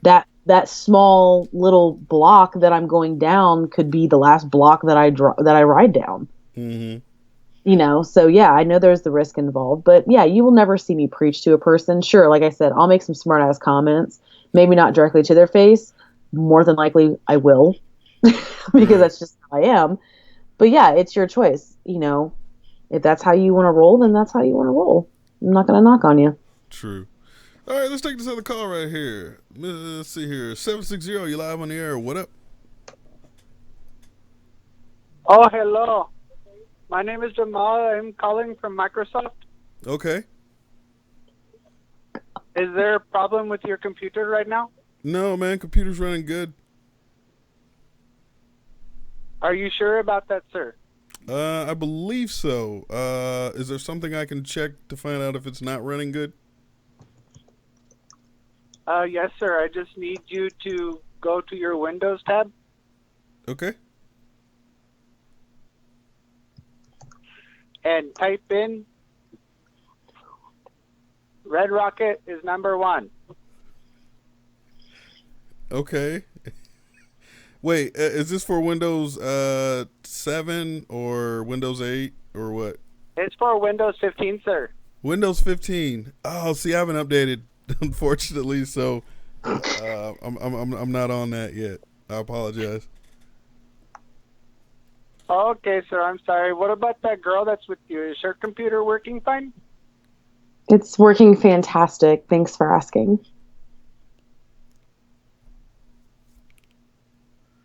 Hello, miss. Is your computer working okay? Yeah, it's working perfectly. Okay. I just don't want you to shoot me with none of your big guns, okay? Okay, I'll make sure of that. Okay, because I know you have big pistol with scope on it. I may or may not have a large caliber pistol with a scope on it. Okay. Well, you guys have a good night. You too. Thank you.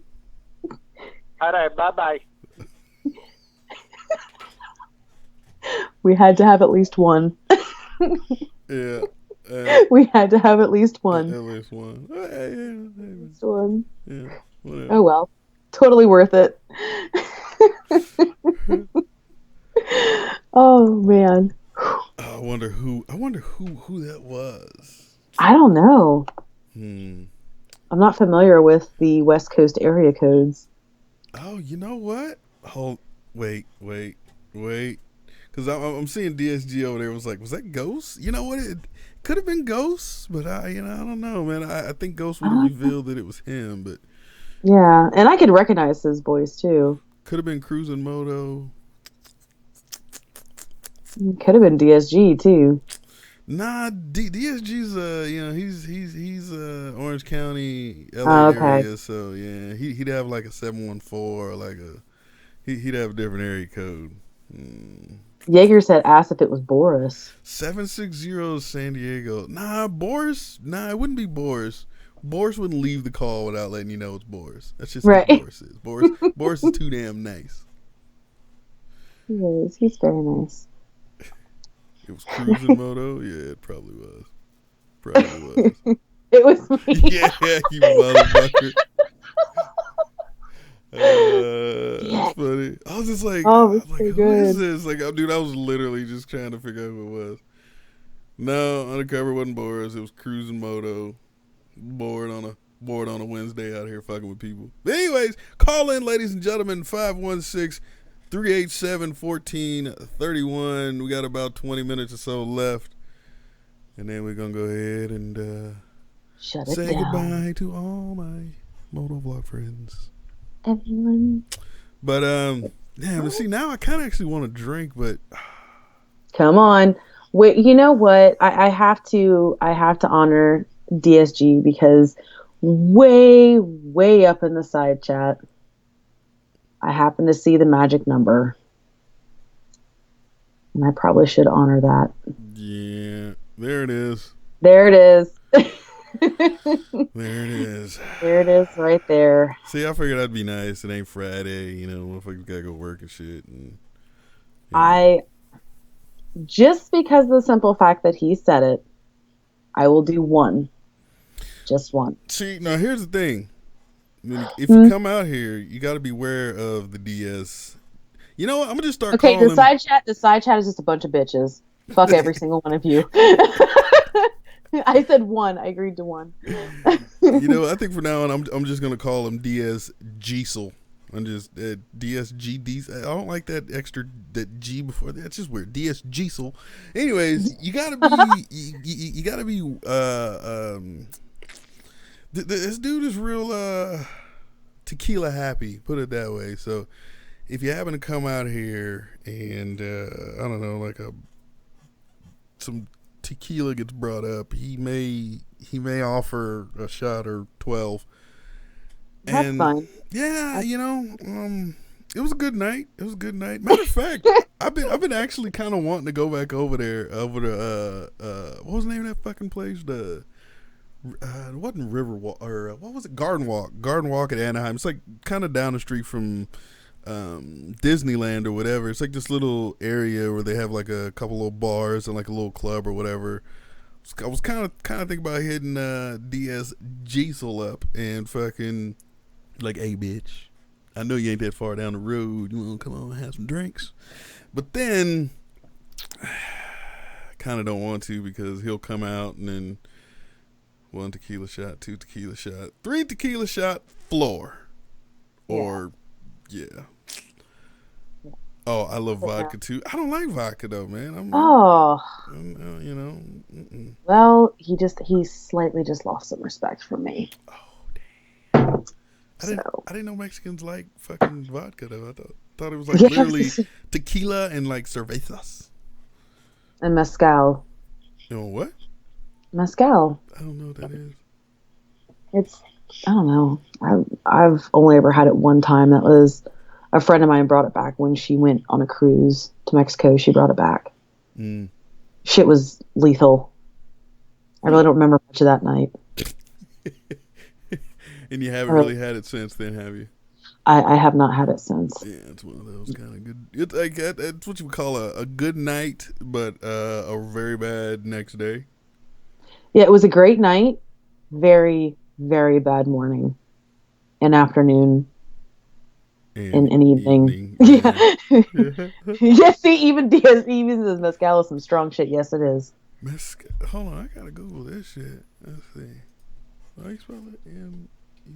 Mezcal. Mezcal. I don't know.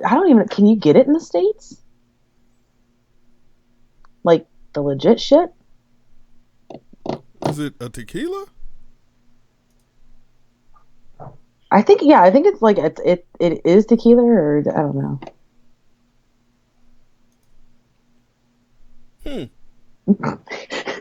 Oh my gosh, Lincoln just did a perfect description of who I am. He said, Midwest is the lady you underestimate at the bar. Hey baby, want a drink? $200 and 20 drinks later. Well, you have a good night, sir.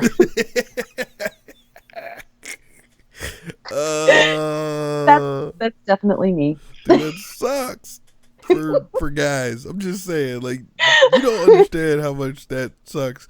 Because you gotta figure some dudes is like, all right, this is what I'm gonna do, man. So Shorty decided, she want to go on a date with me. So I figured, I'll take her out, get a little food, go to this nice little spot. It ain't too expensive, but it ain't that cheap neither. Go there, and after that, we go hit the bar, right, and get all liquored up, and then, go back to my house.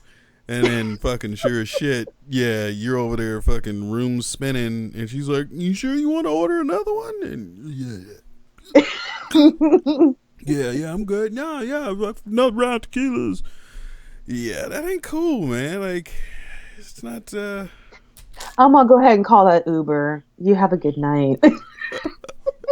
I'm just saying, man. Like, he'll leave his ass there. I don't even care. I had this one Japanese homegirl of mine. She was that way, right? And I don't know how many dudes that I'd met over time. It was like, oh yeah, don't fucking take Momo out to go drinking, dude. Like, unless you're ready to drink for about 10, 11 hours, 12 hours and shit.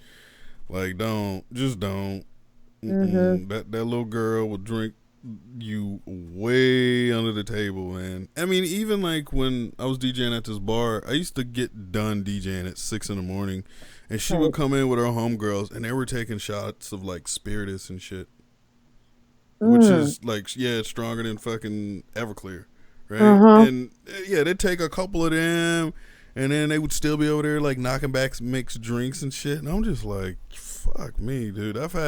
The most I've ever drank of spiritus was 1 shot, and that was like early in the night, and then I just fucking babysit that shit for like the next 4 or 5 hours, and then kind of finally started like drinking again before it was like time to go home or whatever. But yeah. Get that spiritus, and then like as they're not looking, just slowly slide the cup towards the bartender. Can I get some more ice? Right. Or just let that shit melt. hey, just Sip keep a little bit. Just keep putting ice the in it. Cokes coming, dude. Just keep. Matter of fact, just give me the whole can, bro. Just like don't pour the shit. It's going right down the hatch. But Yeah.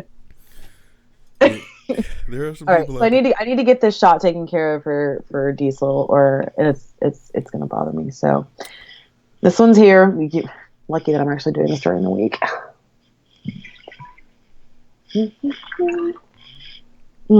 I swear, like a couple hairs just popped up on Ghost Ninja's chest right there.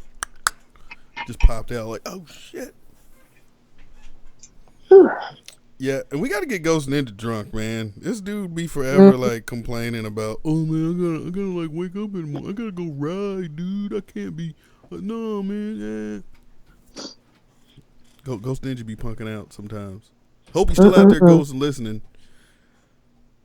Ghost don't go hard. Lincoln don't go hard no more neither. What the fuck wrong with you too, Lincoln? Over there, what was that? My birthday night. We like he was trying to order fucking what was that Mexican beer? Modelo's. It's like everywhere we went, he was like, "Let me get a Modelo," and they were like, "Ain't no Modelo's." And so Kevin in the back was like, "Jack and Coke." And so he drank a Jack and Coke. The shit was kind of strong. We get to the next bar, and he was like, "Let me get a Modelo." And I was like, "Yeah, let me get a Modelo." He was like, "Yeah, we'd have had a Modelo." So I was like, "Cool, Jack and Coke." And so we kept throwing this motherfucking Jack and Coke, but then after that, he started like kind of bitching out and shit. He was like, "No, okay, yeah." And then after that, like the third or fourth bar, they finally had Modelo's, and he was back there knocking them shits back. But I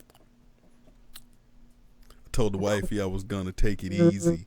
Bitch, it's my birthday. Well, oh, that's right. Yeah, because the year before my birthday, yeah, we did. Matter of fact, that picture's on Instagram. I should just totally pull that up. Shouldn't I, Lincoln? I could totally just throw that picture out there. Maybe a link, a Lincoln laying on the bed, just passed out the next morning. James C., come back and ride GMR, then we'll hit Mount Baldy Lodge. I'll buy the booze. Well, if you're buying the booze, then how the fuck am I going to ride back? I don't think they have, a tow truck from Mount Baldy would be kind of expensive, man. But, no, I do want to go back and ride GMR. I just definitely need a different set of tires. I'm slowly, like, wearing these tires down. But I'm definitely going to go with those new Bridgestones. But I can't, I'm definitely not going to be in any canyon for a while. Or at least until I get those tires on and broken in. I was thinking about picking them up this week. But I don't know. For some reason, I keep fucking pushing that shit back and back and back. So I just need to order them and then get them shits put on so I can start doing stop doing rolling burnouts. That's how shitty my rear tire is. I get on the bike and I try to like simulate like a clutch up, right? Like I'm getting ready to pop the front end up, and as soon as I fucking roll the throttle and hit the clutch one time, it just burns out the rear tire. Like not smoking or anything, but it just does it until it'll finally catch or some stupid shit like that. Like it sucks, man. I fucking hate that rear tire.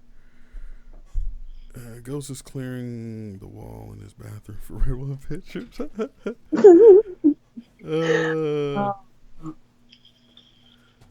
All right, let's see. We got no more callers, y'all. We down to 15 minutes. That is just lame sauce. Y'all scared or something? Yeah. I think people are scared. Why? It's just me. I don't know, man. People just got, like. Because it's funny how many times, like, I've been doing these, and then, like, somebody will ask a question in the side chat, and I'm like, dude, just fucking call in. Just call. But, I mean, I do understand some, it would kind of suck, too, as far as, like, if it does get to the point where there's a lot of callers, you may have to wait. Like, that night that Snowcat was on, like, man, I bet that was insane. Oh, dude, I was answering calls at, like, 45 minutes.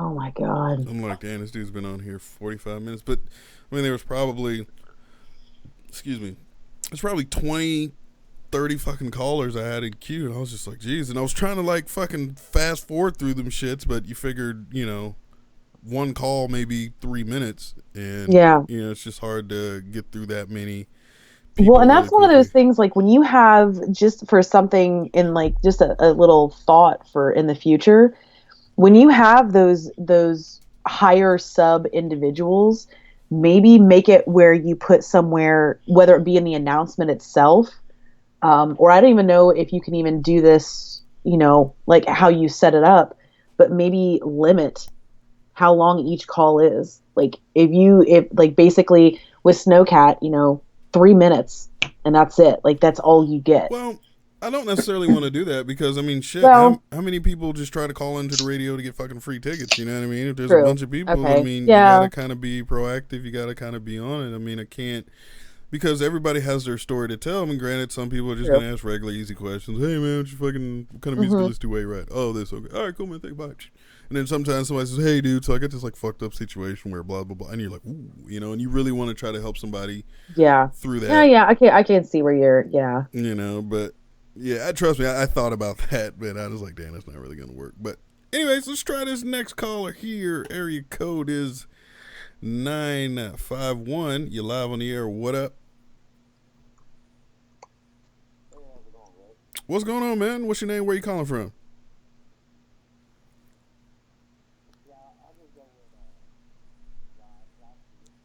All right, Rob. That's what's...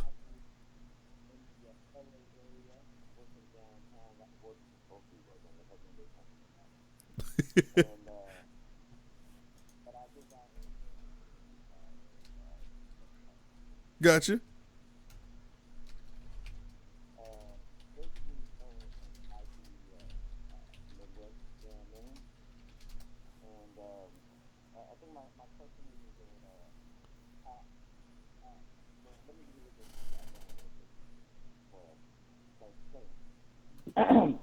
But anyways, oh, sorry. I started writing.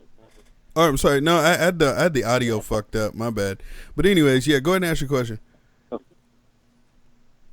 Yeah, in '08 I used to ride and then had to give that up for personal reasons. And then I didn't get my license or anything.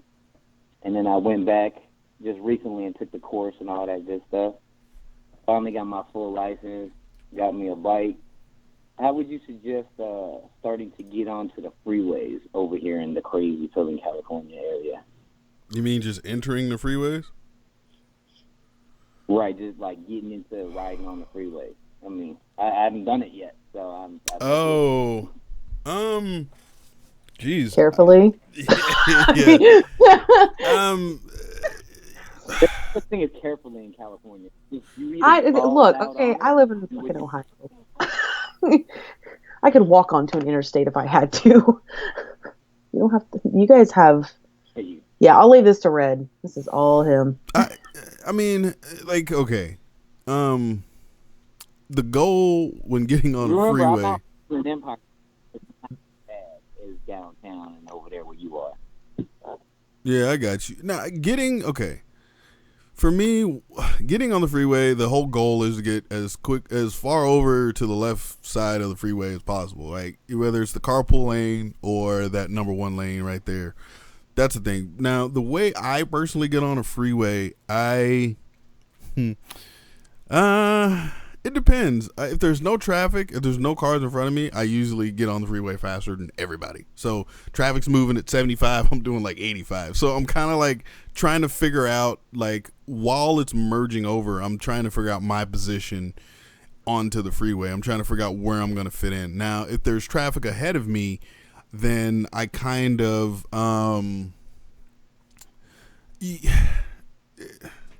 so I guess in a way it kind of comes with riding skill, right? Are you able to look behind you and not necessarily forget about the car in front of you in case they happen to slow down because of the car in front of them? Yeah. Do what? I could do it. I could look behind me without swerving into the other lane and run into another car, yeah. Okay. I mean, and then so as pretty much, as I'm, like I said, merging on, the moment that I can see the flow of traffic, I'm already looking to my left.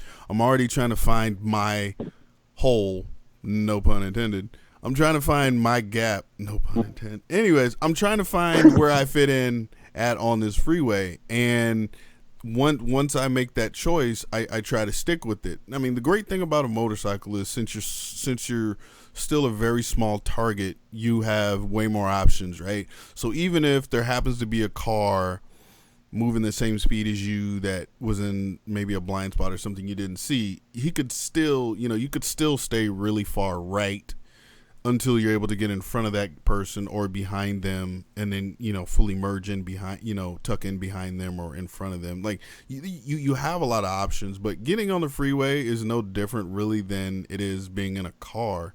You just have to be aware of what's going on to your left and then what's going on in front of you, because there are cars that may be merging on in front of you that stupid shit happens, right? Somebody's not letting them over, and so now they have to slow down from 60 down to 30. And if that's happening while you're looking to your left, you turn around and next thing you know, fucking, oh shit, taillights, bam, you run in the back of somebody. So it's not as hard as you really think it is, man. You just do it a couple times, you'll get the hang of it, to be honest. Yeah, I mean, I'm not a young cat, I mean, I have a good 20 years driving experience, so I mean, common sense is common sense, but just want to know if there was something special just because you're so gifted over there. some higher sense of, a leap ahead on something, maybe how you did it or something like that, you know what I mean? I just literally fucking first time I hopped on the freeway, I just fucking hopped on the freeway, dude. Like I didn't think about it. I just jumped on and was like, fuck it, all right, I'm on the freeway. And I was like hella illegal back. I just had my permit, so you're not supposed to ride on the freeway with your permit. And yeah, I was so tempted. I'm so sick of like 2 months of driving on the gosh darn road. It was just like, oh my god, why am I doing this? Yeah, I did the same thing. Did you? I was on the interstate like the day after I got my permit. I was on the interstate. I was riding at night. I had people backpacking on my bike. I didn't give a fuck. Yeah. And every bit of it was illegal. Oops. Red one likes to rub shoulders with taillights. What the fuck are you talking about? Hot Wheels? I don't even know what that means. Or that's not Hot Wheels. Fucking Hot Wheels. That was well, then, oh shit, my bad.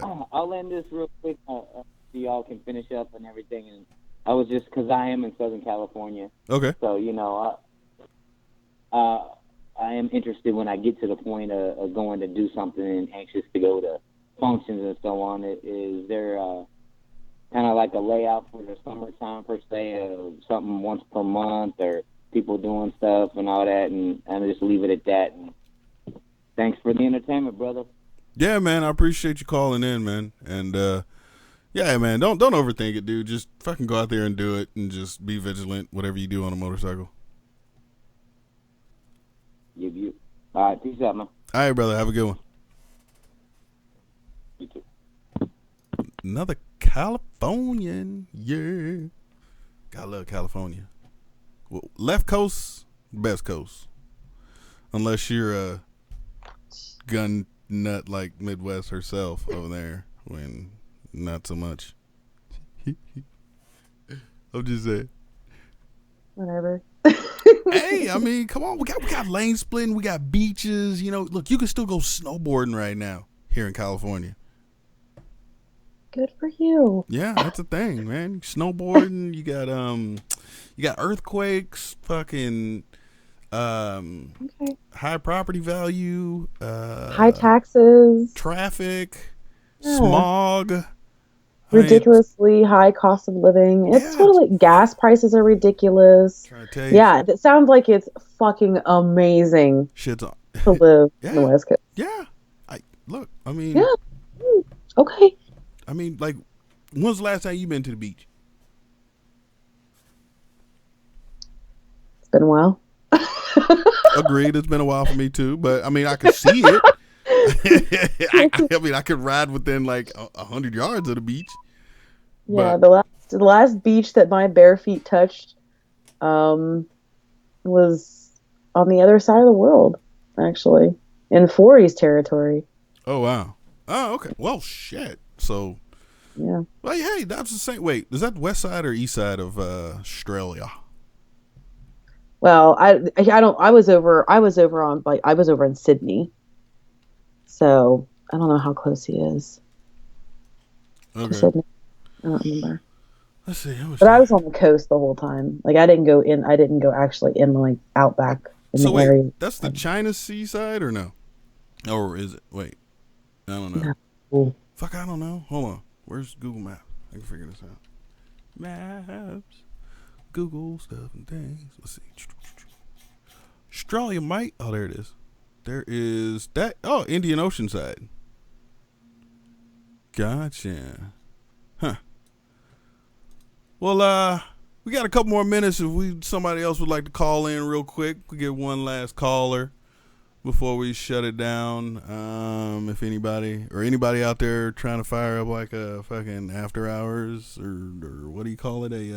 My after hours is gonna be my fucking head on my goddamn pillow. Well, I know it is late, and I appreciate you hanging out with me late. No, that's not a problem. I appreciate you having me on here. Like I totally wasn't expecting this, so I am greatly appreciative. And I do want to say this for anybody who wants to be like, what the fuck, Rich? You're not even a moto vlogger, blah, blah, blah, blah. Look, it's not about being a moto vlogger. It's about being a rider, okay? And I know Midwest is a rider, so therefore she gets the thumbs up in my book. It's if you don't necessarily ride and you want to be put on a pedestal or a platform as other riders, that doesn't seem fair to me. But she's a rider, so yeah. Anyways, got a phone call. Let's take that. 3 minutes. Area code 312. You live on the air. What up? Hello? Yeah, what's up? Hello?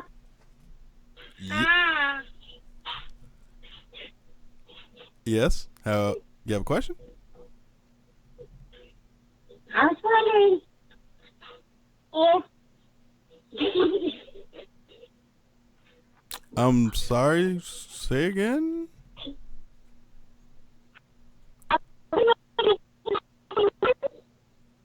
I can't understand what you're saying, and all right. Well, all right. Yeah. 90 seconds. Just gonna leave it at that. All right. Yeah. All right. Sorry, whoever that was that called in. Yeah, it's you're not legend or. I was gonna say I couldn't understand a single damn thing, so I don't know if it was a joke or what, but I was gonna say I couldn't understand it. So it's some dude's kid. That's what it sounded like at first. I was like, wait a second, but I don't know. But yeah, if anyone has, well, we've got 90 seconds left. Oh no! Wait, did you hear that? I heard that too. It probably come from my headphones. Oh. Yeah, that shit was super loud. Jesus fucking Christ.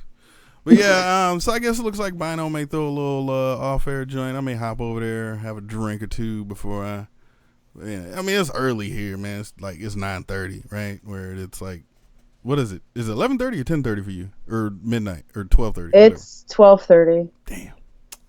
Yeah. Oh, that's right. Yeah, you're East Coast. You're not Central Time. That's I'm Eastern, yeah.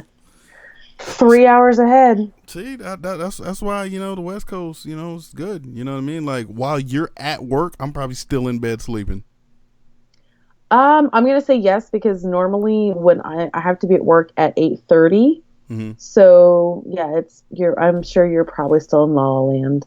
Right, I'm in La La Land, and then like we get to see the beautiful sunset as it goes down, over the horizon and all that, versus you having to see that shit dip behind some trees and like a house, Oh no, there's plenty of places where I can go and watch a sunset and a sunrise. Wait, you got high ground out there in Hawaii? Idaho? Hawaii? Oh my God. You want to try that again? Ohio? There you go. Yeah, I mean, there's actually one of my posts on Instagram with the sunset behind it. It's probably one of the best spots to go to watch a sunset that's close to me. Like, what are we talking about? Like a couple hundred feet or? Oh, no, it's probably like from my house, it's probably about a 10-minute drive. Oh, okay. or about 3-minute ride. No, I'm just saying, like, but how high above, like, how high are we talking?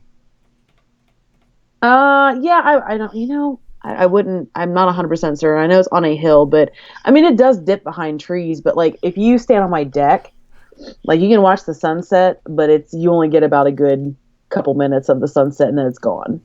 Yeah, there's this tree that I wish I could fucking, like, walk over there and fucking, like, totally poison that shit over the next couple, like, months and then watch it die. And then have somebody cut it down or something.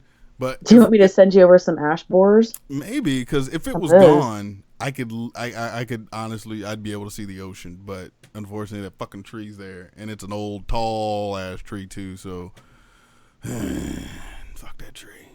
But man, I mean, I guess it's cool because it's helping at least try to deal with some of this smog out here in fucking Southern California. So, I guess it works. But well. Midwest, yeah, it's 9:30, so I'm gonna go ahead and wrap this up. I appreciate you coming on here tonight, hanging out with me, taking some phone calls with some random folks. You have no idea who they are except for a couple. And that's okay. I'm okay with that. Appreciate you being a good sport. I appreciate everybody for tuning in. Got some more shows coming up. Bino look like it's throwing the after chat. That's what's up, because I definitely could have a drink before I go to bed, or yeah, I'm definitely gonna do that. But I want to thank everybody for coming out tonight. Make sure you tune in next weekend, and I'm not gonna tell you who the guest is next weekend, or next week. But make sure you tune in this Friday on The Other Guys with Ghost Ninja. He'll be hosting this week. I will be Friday at what is it? I'll be doing bike night again at Cycle Gear in Huntington Beach. Oh, fun. So this Friday I'll be at Cycle Gear until about 8 p.m. And yeah, so if you guys want to come out there for the SoCal people, I'll be out there for a little while. But until then, guys, have a good night, and see you mofos on Friday. Peace. Bye. Bye, guys.